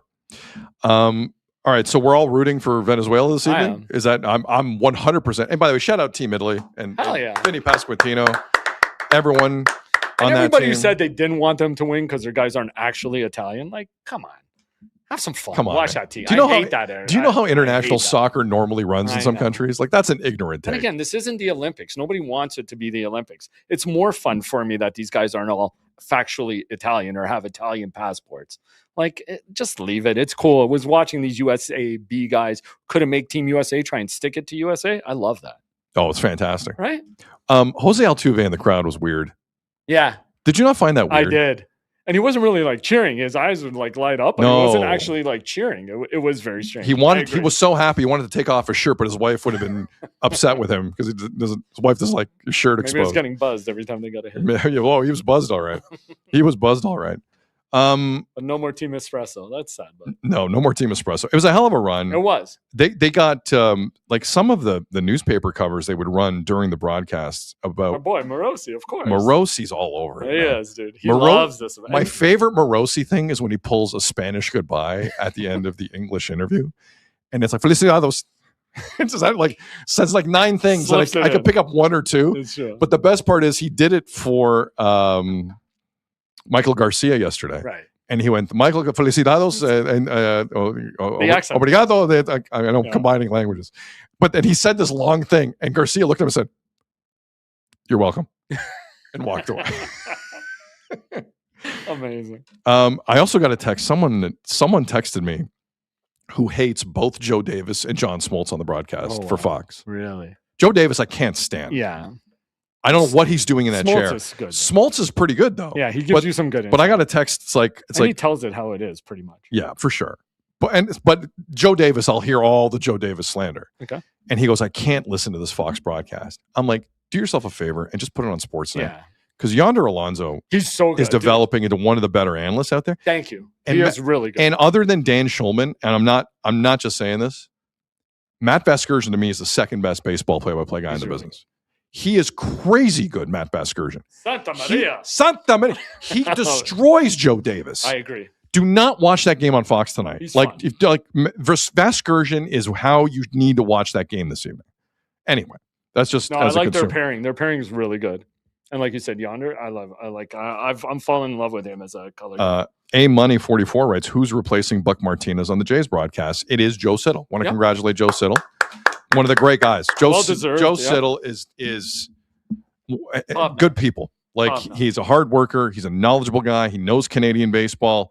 He's worked with that crew for a while. Him and Schulman have great chemistry, and we wish Buck all the best going forward. And Buck is an all-timer in this town. Cannot do wrong. Better honor him this year. They should, right? I hope so. Are they doing it? I don't know. It hasn't been asked. It hasn't been revealed yet. I just want to express my love for Joe Siddle. Yeah. Joe Siddle is really, really like good. the Funky Fro said, Joe Siddle is a beauty. He sure is. Yep. He really, truly is. But they've I got to give that broadcast credit. They've done a good job, especially with the panel around Jamie, of working people in. It's smart. Like they have options. It's a long season. Madison's been really good. Madison's been very good. Like Caleb's been awesome. And now Pilar, I think, is mixing in. Yeah, Pilar wants in, Yeah. It looks like. If he gets a little bit more opinionated, like the one thing... Well, he should, because he's doing a pod. He's doing different things. Hopefully it comes out of him. The one thing that Zani always had before things kind of went off the rails was he was opinionated. Yeah. And he had experience. Baseball fans in this country are dying for it. an opinionated, well-learned baseball person. Especially with a competitive team. And a lot of people jumping on the bandwagon. And there's a ton of people who watch the Jays who got hooked in that 2015-16 run, who know Kevin Pillar a little bit. And like, I think Kevin has a big opportunity here. He's good on air. He needs to get a little bit more opinionated. Yep. Just like, you can't He's care. still connected to the team. So I get how it's a tricky line, but yeah. Like you're right. like on Canadian television, you can't be uber popular and not have an opinion. Well, just tell it how it is. Just tell it how it is. People will respond to it. 100%. I didn't play. I'm a nobody. But like, some people respond to me because I have an opinion. There's not a lot of opinions out there. There's a lot of people on air in this country who are just kind of like, all right, so let's, it could go both ways. Mm-hmm. Yeah. That market is dwindling. I'm telling you, it's dwindling. Like, there's a large space for people like Kevin Pillar who if they want to explode on camera, they can. And I feel like he's close. Yep. And he's doing a lot of stuff with the Foul Territory guys. Yeah. He's doing a Jay's podcast. Yeah, for sure. So to Jay Ray, to your point, says Pillar still has a connection to us, and that by us, 100%. Believing he means the fans, and I agree with that. Superman, man, let's go. And Pillar, I think you and I are saying the same thing. Big opportunity for Pillar if he wants to really carve out some niche. And it seems like he's fully committed to it. For sure. Right? So hopefully he does get that opinion. Could make a big difference for him. I agree. For sure. Can you tell we can't wait for Jays baseball to come back? Can you tell a little bit? Okay, speaking of Jays baseball, Jays are not playing at all today. Their next game is tomorrow. They're at home in Dunedin against Baltimore. The last kind of really interesting spring start happens Thursday when Cody Ponce throws against the Yankees. The rest, I don't see any probables listed here. I don't think like the serious pitchers are going. So Cody Ponce goes Thursday at 1:00 in Dunedin, and then they're gearing up. Then they're getting ready for the home opener a week from this Friday against the Sacramento/Oakland A's, and it's the 50th anniversary of the Toronto Blue Jays, but it's also the 25th anniversary of John Schneider's drafting by the Jays. John Schneider is a lifer in this organization. He is. And I got to give Rob Longley credit of the Toronto Sun. He had a great one-on-one interview. He always with gets Schneider. these pieces. They're really good. He did one with Gosman and Bassett last year. He always gets great quotes from these. He also grabs great pizzas when he wants to as well. He's very popular in spring training. He knows the good pizza spots. But Rob Longley's been doing this a long time. He's a good writer. I like Rob. Great. And he, if you haven't read the interview with John Schneider in the Sun, do it because it's excellent. So they go through a lot of stuff. And Michael in the chat, Cody Ponce will be the closer by June. Book it. Whoa. That means something went horribly wrong with Jeff Hoffman. And Varland. I think Varland's the next guy up. And Tyler Rogers, maybe. Yeah. I think it's going to be a mix and match. You think, okay, by September 1st, no, not who is the closer of the Toronto Blue Jays? When's the trade deadline? They could go get one. Probably late July? Yeah, so they could go get one too. So let's not go September because I think they could really trade for one. By June 1st. I think they learned their lesson last year. They really should have tried to get another closer. Yeah. No matter what the cost was. They should have went all Brad Treliving, giving up whatever. I mean, Sir Anthony, I don't know. They tried. They tried with some guys. That guy couldn't run fast enough away from the airways. I know. Oh, here we go. Canada 1002 in the chat. Hoffman will be fine. He was excellent in the playoffs. Listen, you're going to need him in some circumstances. Hold on. Excellent in the playoffs. How was the last appearance? You want to talk to me about the last? See, this is what baffles me about the Hoffman defenders. He gave up a home run in the bottom of the ninth. Top of the ninth. Sorry. The ninth. You'd be World Series champs. World Series champs. Miguel Rojas. 9-batter. In the ninth. The 9-batter in the 9th inning. Hoffman was excellent in the playoffs. But this is an interesting point to me. In sports, do you focus on one thing? Or do you ignore it for the good things? What do you do in sports? Because we're all different sports fans that way. Closers are different though, dude. Like you have to have that mindset. So you don't think Hoffman has that mindset? Some guys can bounce back and some guys can't. Yeah. I mean, he's never been given the opportunity. He was given the opportunity last year. We'll see how much it wears on him. But listen, he's part of your bullpen now no matter what. So you're going to need him in certain situations. I don't know if that situation's the 9th inning. We'll see. And we'll see this year. We will. Viper 4. Dude, what if he blows 3 saves in the first month? Oh, then Hoffman fans will say, well, He's still working his way into No, form. but you have to think about making a move, right? Like you're giving him the chance. I'm all good with them giving him the chance to bounce back. But that leash has to be very like. I agree. That's there what are I'm people saying. in the chat who are like Hoffman's going to be fine. There are other people like Chris. Hoffman needs to be booed at the If opener. you blame Hoffman, you're an idiot, Canada. But like what? Why is Hoffman this polarizing? Guys, you were going to win the World Series if he does his job. He didn't do his job. Can I also bring up the fact that 2 teams pulled back their contract from him because they thought he was injured and his arm didn't look good for the future? Correct. We forgot about that.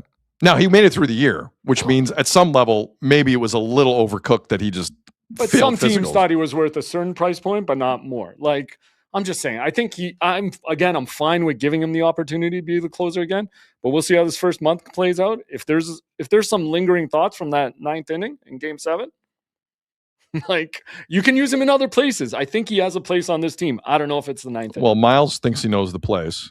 Hoffman's an 8th inning guy. That's the position he should have on this team. I don't disagree with it. Just closer's a big deal, man. Clayton in the chat, 4 ERA and a homer isn't a closer. Like your closer can't be giving up home runs like that, No, man. it's true. He's not He a gave closer. up the most He's home not. runs for a reliever last year. Yeah, that's a problem. That's a problem. All right. And again, 3-2 count. I think a closer has to go with the fastball, not let everyone hang. To all the over Hoffman place. defenders. Yeah. All the Hoffman defenders. Yeah. Top of the 9th, World Series, 2 out. What's the argument that he's a closer? 3-2 count. What's the argument? Couldn't throw one by the 9th hitter. What's the that was the fear the whole time, and you knew it. You knew you were quietly thinking the same thing. There were signs of it all year. Because you don't want to go through life thinking you don't have a closer and it costs you the World Series. Yes, I agree with Michael. Varland has the velo to act as a closer. It's true. All right, well So we'll see. But what do you? Okay, so one last thing on this, then we'll get to John Schneider because I find this fascinating. Where are you on the high leverage situations in modern baseball? Because there are people that will tell you with Varland, you can't just pencil him in for one spot. Right. No, so I do you agree or disagree The with heart of the order. I think, like I remember, was it the Guardians who used Andrew Miller like that for a year or two in the postseason, where he would just come into the game in the most high leverage, dangerous part of the lineup situations in the ball game. And I'm okay with that. Right. Like if the heart of the order from the other team is up in the 8th, yeah, put your best guy out there in that inning. Because it wasn't heart of the order for Hoffman in Game 7. No. I know Ohtani was on deck, but he didn't start at the heart of the order. Like Yep. that wasn't what he faced. Still couldn't get it done. Anyway, I think we have a long time to talk about Jeff Hoffman on this pod. Again, the first month should tell us a lot. I think so. John Schneider, Rob Longley, good interview. At one point, they talked about the fact Schneider does not have a contract past this coming season. And John Schneider said the following, quote, "We definitely have had really productive back and forths, and hopefully we get something done. Ross and Mark and Rogers CEO Ed Rogers, they all know I want to be here, and that's kind of it. I think things will take care of itself, really. And I think if I put my focus on negotiations, I'm just doing everyone here a disservice. And that's kind of it. I'm comfortable where we are, and I'm very hopeful something will get done." Again, there's a lot of other pretty good quotes in this article, but the contractual thing I do find interesting. For sure. Ross Atkins is also not signed past this season. Mark Shapiro got his extension. Multi-year. Do you think the Jays? Let me ask you this, Azo, and and for the record, going forward in the history of this pod, however long it lasts, whenever I ask Azo a question, I will do this weird thing called "also give my opinion," because there are some people in this country who just want to ask you your opinion and are too scared to give their own. So I'm going to ask you an opinion, and then I will give my own because I'm not afraid to do that. Do you think the Jays get to the World Series last year with another manager aside from John Schneider? Oof, that's a tough one. I'm not saying win it. I'm saying win the ALCS against Seattle. I think it takes a cast, man. I don't know. He's close to a lot of these guys, and you would hope his players fight for him. I mean, he did pull a lot of the right strings last year. So hold on. Before we answer this, let me read you another part of the article that stood out to me. Schneider currently seemed confident something would get done and potentially soon. Whether it lands him a lucrative deal remains to be seen, given that the Jays have some bargaining power of their own.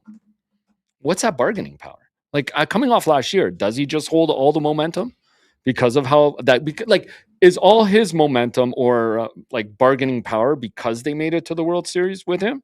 Dude, he pulled a lot of the right strings and made some. That wasn't easy last year, maneuvering the lineup and the bullpen the way he did. So, yes, I want to give him full credit. Can I be honest with you about the bargaining power? Yeah. Because the bargaining power used to be Don Mattingly. And Mattingly left. So. You think so, huh? Why would he leave? No. I think Don Mattingly thought he was going to be the manager. I think Don Mattingly did not think John Schneider was going to last, if I'm being honest. And that's why he stayed.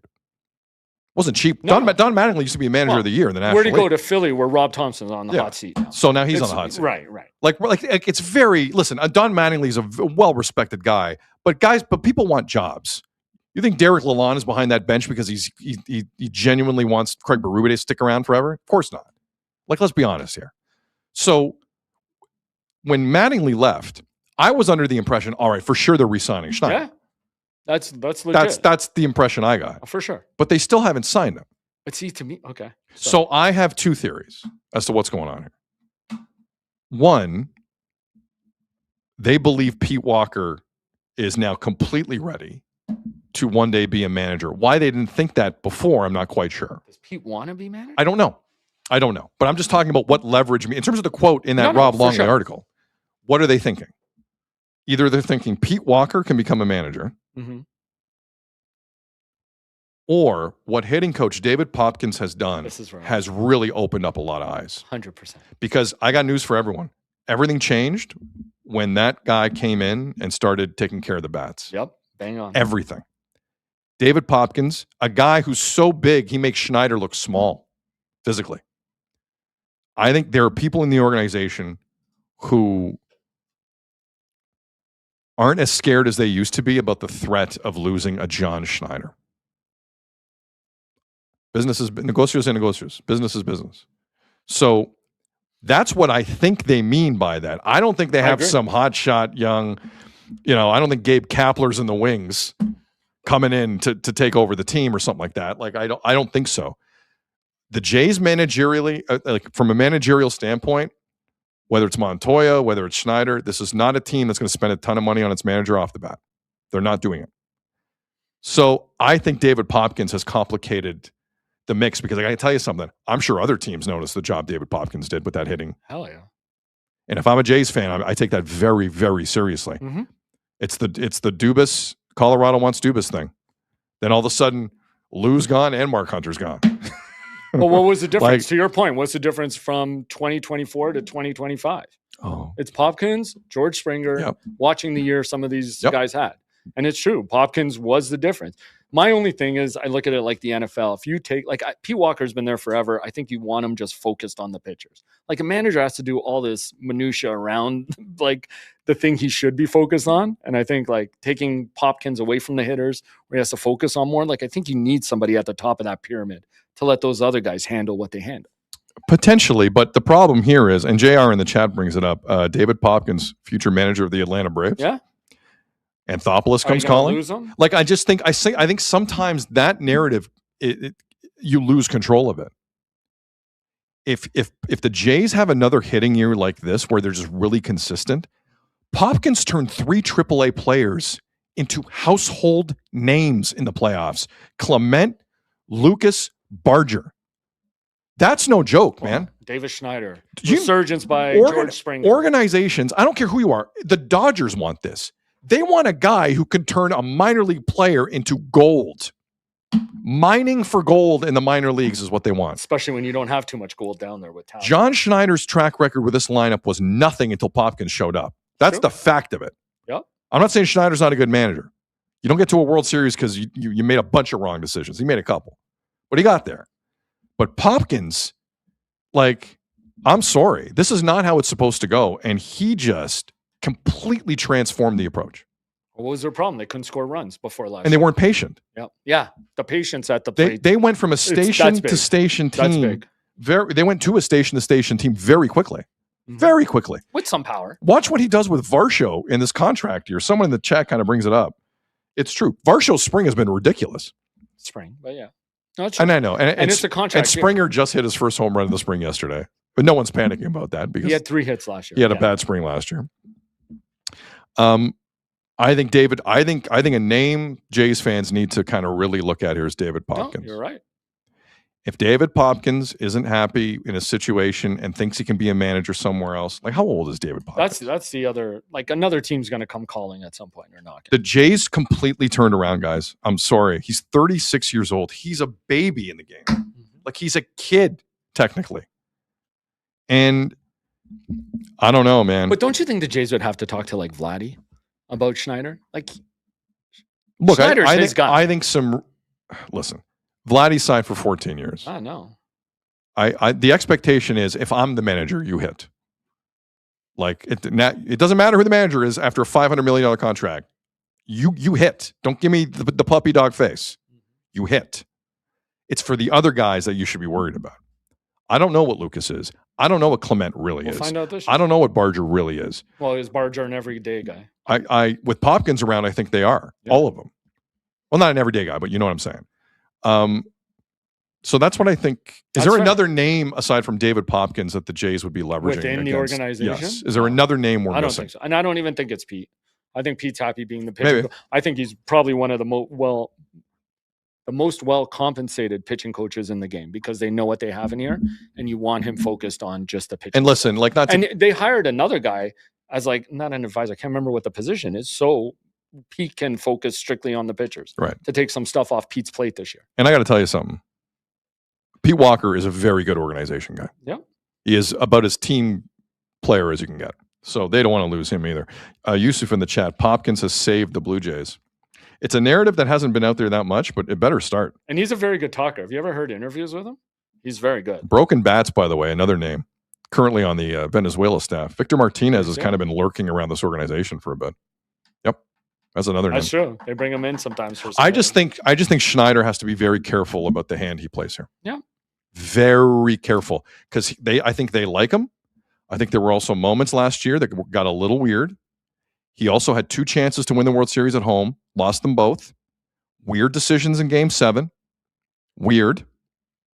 Why was Shane Bieber out there if his arm was a little skeeved? Why was he out there? You love this one. Because it's true. Yeah. See, Days later, he picked up his player option. Like a scared kitten. You know what I think it is more too? Schneider kind of found his own voice last year where he pushed back on some stuff. And it was F-bombs because he was a puppet constantly. for a while. He was a puppet. Look at the Barrios thing in the playoffs. He was a puppet for a while. I don't think he was doing what do you think told he him. found his voice, or do you think there was just a shift in the organization about how to intelligently attack things? Like maybe we shouldn't. Maybe we shouldn't pull Barrios after 4 innings. A little bit. Like I think he fought back on some stuff himself. He realized realized how much power his voice carries. Right. I do think he did find his voice a bit with his organization last year. Anyway. All right. I like that discussion though about Popkins. That is. We need more David Popkins discussion. When you brought up people, it hit me. Yeah, you're right. It's Popkins because he is the difference maker from last year. This is a team that couldn't score runs. For sure. Anyway. So shout out Rob Longley, Toronto Sun. It's a great article. It's anytime it's long, see he does a great. piece on somebody, read it. It's really good. So check it out. Again, we are 10 days away from the Jays home opener. Mm-hmm. Let's go. I want to talk about this. Don't show it yet, Azo. Wait, can I give you one more quick Jays? Yeah, go ahead. Weekend? I forgot to bring this up yesterday. Go on. You talked about how it was Scherzer and Skubal on the weekend. Yeah. So Jason Beck, writer for MLB.com, he wrote a piece on the weekend about Skubal wanting to meet Max Scherzer. And after facing him, he got his wish. So here's a little interesting part from me. I'll let you read the first line here. Skubal didn't have to just watch. He's talking about Scherzer. Since it's spring training, the Blue Jays granted permission to Skubal to use their workout facility at TD Ballpark. You want to talk some tampering? What? Let's go. To do his post-start lifting. When he walked in, there was Scherzer. Oh, there's some lifting going on. We just talked baseball, how he's moving, how he's feeling, and all that stuff he said. And obviously, he looked great today. The last time I saw him throw, I think, was 2 years ago, and I thought he looked better today than he did 2 years ago. And that's incredible, considering he's 41.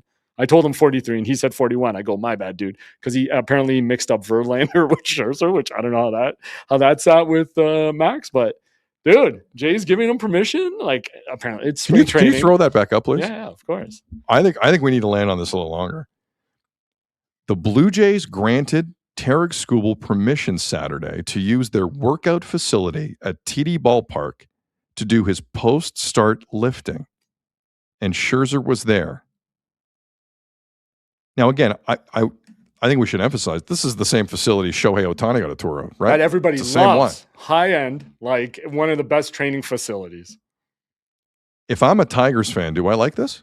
They would have had to give him permission, I think. Is this way more common than I think? I don't know. I just found it interesting. I wanted to bring it up. Let me ask you something. Yes. Let's start it. If last spring the Yankees in Tampa let Vlad use their strength room, would we not have a problem? would Jays fans, before he signed the deal, not freak the hell out? I'm with you. It's because Dunedin is far from Lakeland. People are pointing that out in the I chat. don't care. You can lift anywhere. But you hold have to on. lift with the Jays. You can't tell me the Jays facility isn't way better than the one in Lakeland. Everybody raves I'm about it. Everything Detroit has sucks. If you're trying to sell this guy next year, he's coming up on a free agent year. Like, hey, Yes. how much did you like our facility? You want to use that every day? Free agent Good. year. Let's Dude, go. never mind the free agent. Well, I'm looking this up right now. I needed to MLB trade deadline 2026. Yep. Viper said we'd be pissed if it was Vladdy. Like, If that was Vladdy last spring, we would have been in Tampa at Legends Field where the Yankees work out. Yes, sir. If he did that there, people would be jumping off buildings. Oh, the trade deadline is Monday, August the 3rd at 6 p.m. Eastern. Yeah, that's a good point too. If Monday, Detroit is out of it, if Detroit's hey, listen, I have no idea what happens in that division. Cleveland came out of nowhere to come back and win it last year. That division, that Central is weird. Weird. And based on watching the World Baseball Classic, don't tell me the Royals don't think they can make a little noise in that division. Mm-hmm. Just a little bit. Pasquantino, Bobby Witt, the whole crew, Miguel Garcia, are you kidding me? The Royals think they got a team, maybe. Yeah. Potentially.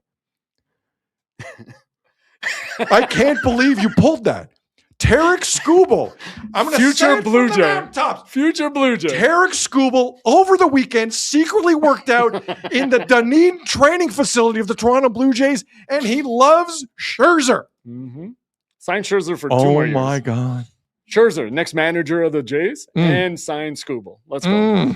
Anyways, just wanted to bring that up. Oh, here we go. A lot of people. It's more common than you think. I don't care. I don't it's care. A great facility. Jith in the chat. Tigers team and management run poorly. Look at the way they ran arbitration with Skubal. Boom. They couldn't have undersold them fast enough or more. And again, I get that it's common, but the Jays have one of the best facilities. Do you understand what presenting that to a player means and saying you can have this every day? I did not know that story happened. You know what was funny? I was going to rip the hell out of Skubal because he showed up for the World Baseball Classic final tonight. Mm-hmm. And he did an interview where he said he drove through, quote, Let's go easy on Skubal. a large rainstorm to get there. He drove to Miami. He's not allowed to play, or he doesn't want to play. I still don't know what the story is. You know what? I agree with everything Tarek Skubal has done in this World Baseball Classic. I take it all back. Hellben says, Skubal, you savage? Cease? Game over. Let's go. Slosh Hogger in the chat. Dunedin, the best facility in the league. Hands down. It is. Cafeteria, best. Weights, again, best. You brought it up. What did Shohei Ohtani rave about? It was the facility. Yes, Decoy, the dog was running around. They have a dog park. I don't know if they have a dog park. I'm making that up. Anyway. This is not a small story. Watch this, Azzo. You've done this before. You've brought something to the table. All of a sudden, it's everywhere. Watch this. Jays are tampering with Tarek Skubal. I love it. The Tkachuks aren't the only ones who could tamper. The Tkachuks. No, the Tkachuks. And we do it quietly until Jason Beck brings it up, but that's fine. We can be Tkachuks too. Jason Beck be your bring it up. best Tkachuk today, Toronto. I agree. You be your best Tkachuk today. It's awesome. Anyway. Oh, let's go. Okay.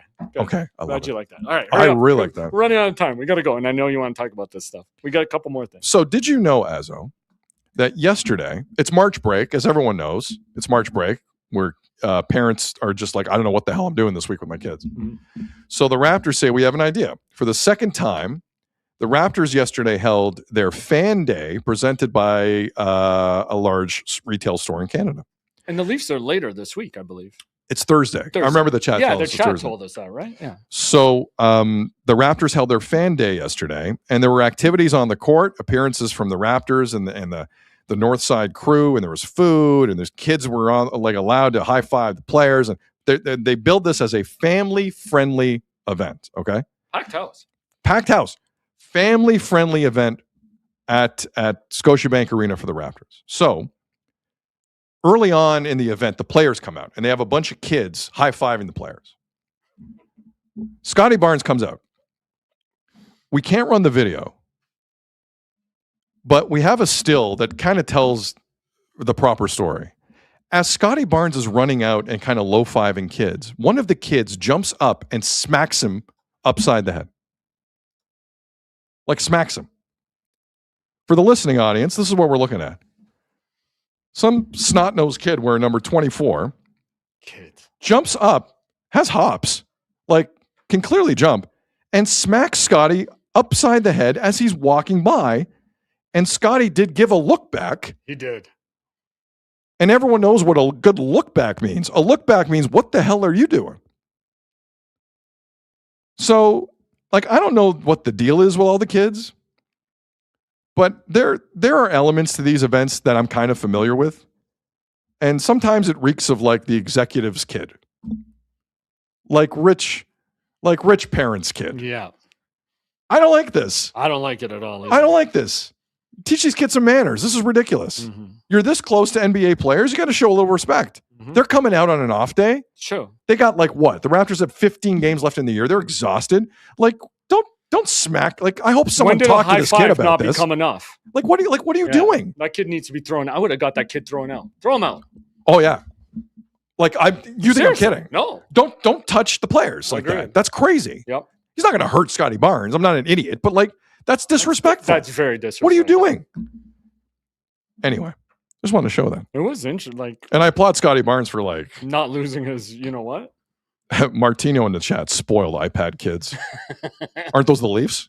I thought the Leafs were the spoiled iPad kids. Anyway, Jack in the chat, please don't smack NBA players. Wally in the chat, gentle parenting at its finest. Yeah, I don't have many more takes other than that, but just like learn some manners, kid. That's kidding. ridiculous. No kidding. No. Some kid whose parent works in the ticketing department thinks they can do anything they want. Yeah. That'd be a suspension in the NBA. It's not your own playground. Respect. That's a flagrant right there. That's an all-star. It's ridiculous. Okay. Scotty's fine. Like, I'm just saying. But like, I didn't like it. Disrespectful. I didn't like it. Okay, we got 4 minutes here. By the way, let me read this. There's a good comment here. Throw it up. Azo, I'm getting sick of your attitude saying you gotta go the moment it gets close to 2 p.m. You corporate shell. I'm sorry, KP. It's my job. Typical corporate sick media type. That's what you are, Azo. So good. Corporate Azo is the worst Azo. Hellbent PH says only smack Leafs players, not Raptors. And then Buzzy PEI goes, the Leafs could use that kid. Where was that kid when Radko Gudas did Matthews? Oh, corporate Azo is my new favorite thing. Okay. I want to start corporate Azo. whenever you go right down the middle, corporate Azo. Okay. Martino's like, we're family here, Azo. Stay around. Like, come on. I'm getting in so much trouble for this. It's amazing. Azo, the clock watcher. Like, I'm getting in a lot of trouble. I love you. That's got to be your thing. Hey, we're here for 2 hours. Come on. One day we will have, in the last 10 minutes of the show, it'll just be called the Azo clock. The Azo small clock. And we'll have it in the corner. Or big clock. Whatever you want. Whatever makes you more comfortable. Finally, I wanted to get to this yesterday. I didn't. Toronto FC had their home opener Saturday in terrible weather, to be fair about it. It's just going to get worse, too, no? Today's bad. No, but I mean, moving forward. You mean when the calendar? Yeah. I can't wait for those January TFC games. Ridiculous. That is just insanity. Anyway, TFC opener happens Saturday against Michael Bradley and New York Red Bulls. 2 bad teams going head to head, and game ended 1-1. It was not the spectacle you would hope, to put it lightly. First, I want to talk about Josh Sargent, the guy who TFC signed for a record transfer fee from Norwich City in England. Came off the bench, played 20 minutes, 2 shots on goal, didn't do anything. First game, it's tough as a sub sometimes, I get it, but don't trumpet this guy to me in a press conference like that and play him 20 minutes and he doesn't do anything. Whatever, it's his first game. Attendance. 2 years ago, home opener attendance for Toronto FC was, I believe, 26,000. Last year, the attendance for TFC's home opener was 22,000. Saturday's was 18,000. Now, weather's not great. I'll say that. Weather's not good.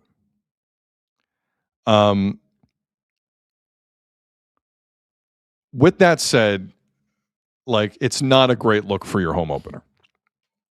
It's not a great look, especially when you tried to get some publicity with Josh Sargent. I think this show gave you the most publicity. I don't think you got any more run on any other show than you got on this show. And it didn't exactly pack the stands. Now, again, weather's not great. I get it. But there is some apathy setting in with Toronto FC, and this new guy better start scoring some goals because that's all he's really good for. He better find the back of the net, or TFC is going to be right back to where they were, and they're going to do it with more egg on their face if this guy's not good. If Josh Sargent in a World Cup year can't be motivated to score, trying to get on Mauricio Pochettino's USA team, this has been a colossal failure for you. Colossal. Because that's the main motivation why he's here, is to try and get back on that team.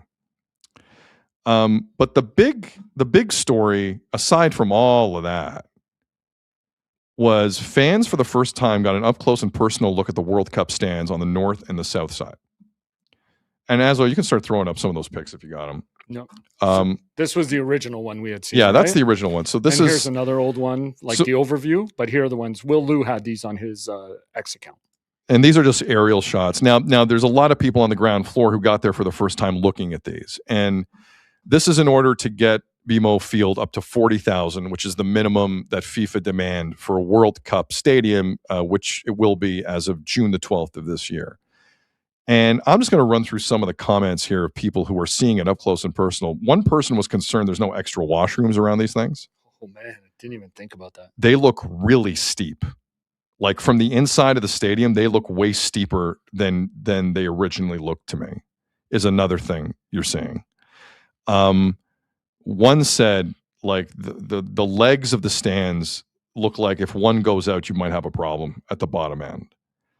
And keep in mind, these are going to be Croatian supporters, German supporters, Cote d'Ivoire supporters, like major soccer nations. Worse than St. Paddy's Day, too, like the invite. Yeah, just a little bit worse. Yeah. I just, the general feeling is, what have they done? Like, the feedback was not good.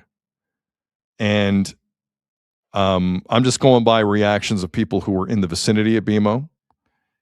And this one comment I saw from Alan kind of sums it up.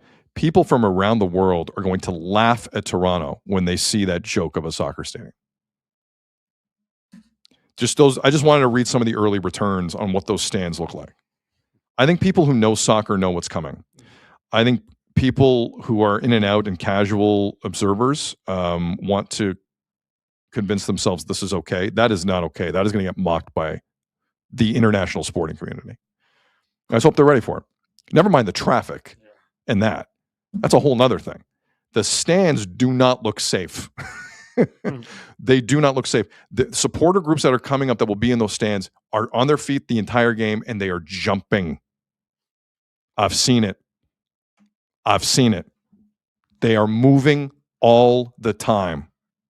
If they score, it's up and down on those stands that look like you grabbed them from my high school at St. FX in Mississauga. Like, I wish him well. The ridicule, Azo, is going to be insane on this. So crazy. I hope they're fortified in some way. I am more concerned seeing the low-level pictures than the ones from above. I'm a bit more concerned than I was about safety and washrooms. Yeah. Washrooms are kind of important. Mm-hmm. Putting 5 porta potties in there. Like, I saw the city of Toronto try and organize the Raptors parade in 2019. Wasn't pretty. So I have a feeling not much has changed. But we'll see. Hopefully things improve. Again, June 12th, first game. Canada against, is it Italy? The Italy playoff games start next week, by the way. Next Thursday. I'm taking a lot of heat online from Italian supporters. I got to play one video for you next week. We should have done it today. No, we'll do it Wednesday. We'll do it Wednesday of next week. Mm-hmm. Like when we get closer to the Italy-Northern Ireland game on Thursday.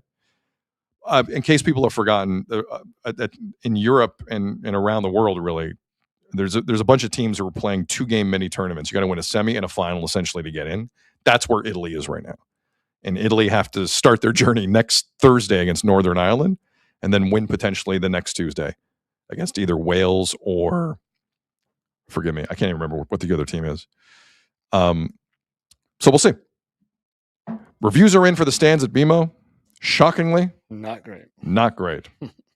All right, we're done. Yeah. Corporate Azo is happy. It's 2:04 and we're off. Any final thoughts today, Azo? No, none. Okay. We apologize. We wanted to get to the Anthony Santander news, but we ran out of time. On behalf of Jeff Azzopardi and everyone here at Sick Media, my name is Sid. You've been watching and listening to the Sid Seixeiro Show, powered by Sick Media. Enjoy the rest of your day. Let's see what tomorrow brings. Take care. We'll talk soon. And that's a wrap. Hope you don't miss us too much until next time. Follow the Sid Seixeiro Show on YouTube, X, Instagram, Facebook, and wherever you get your podcasts.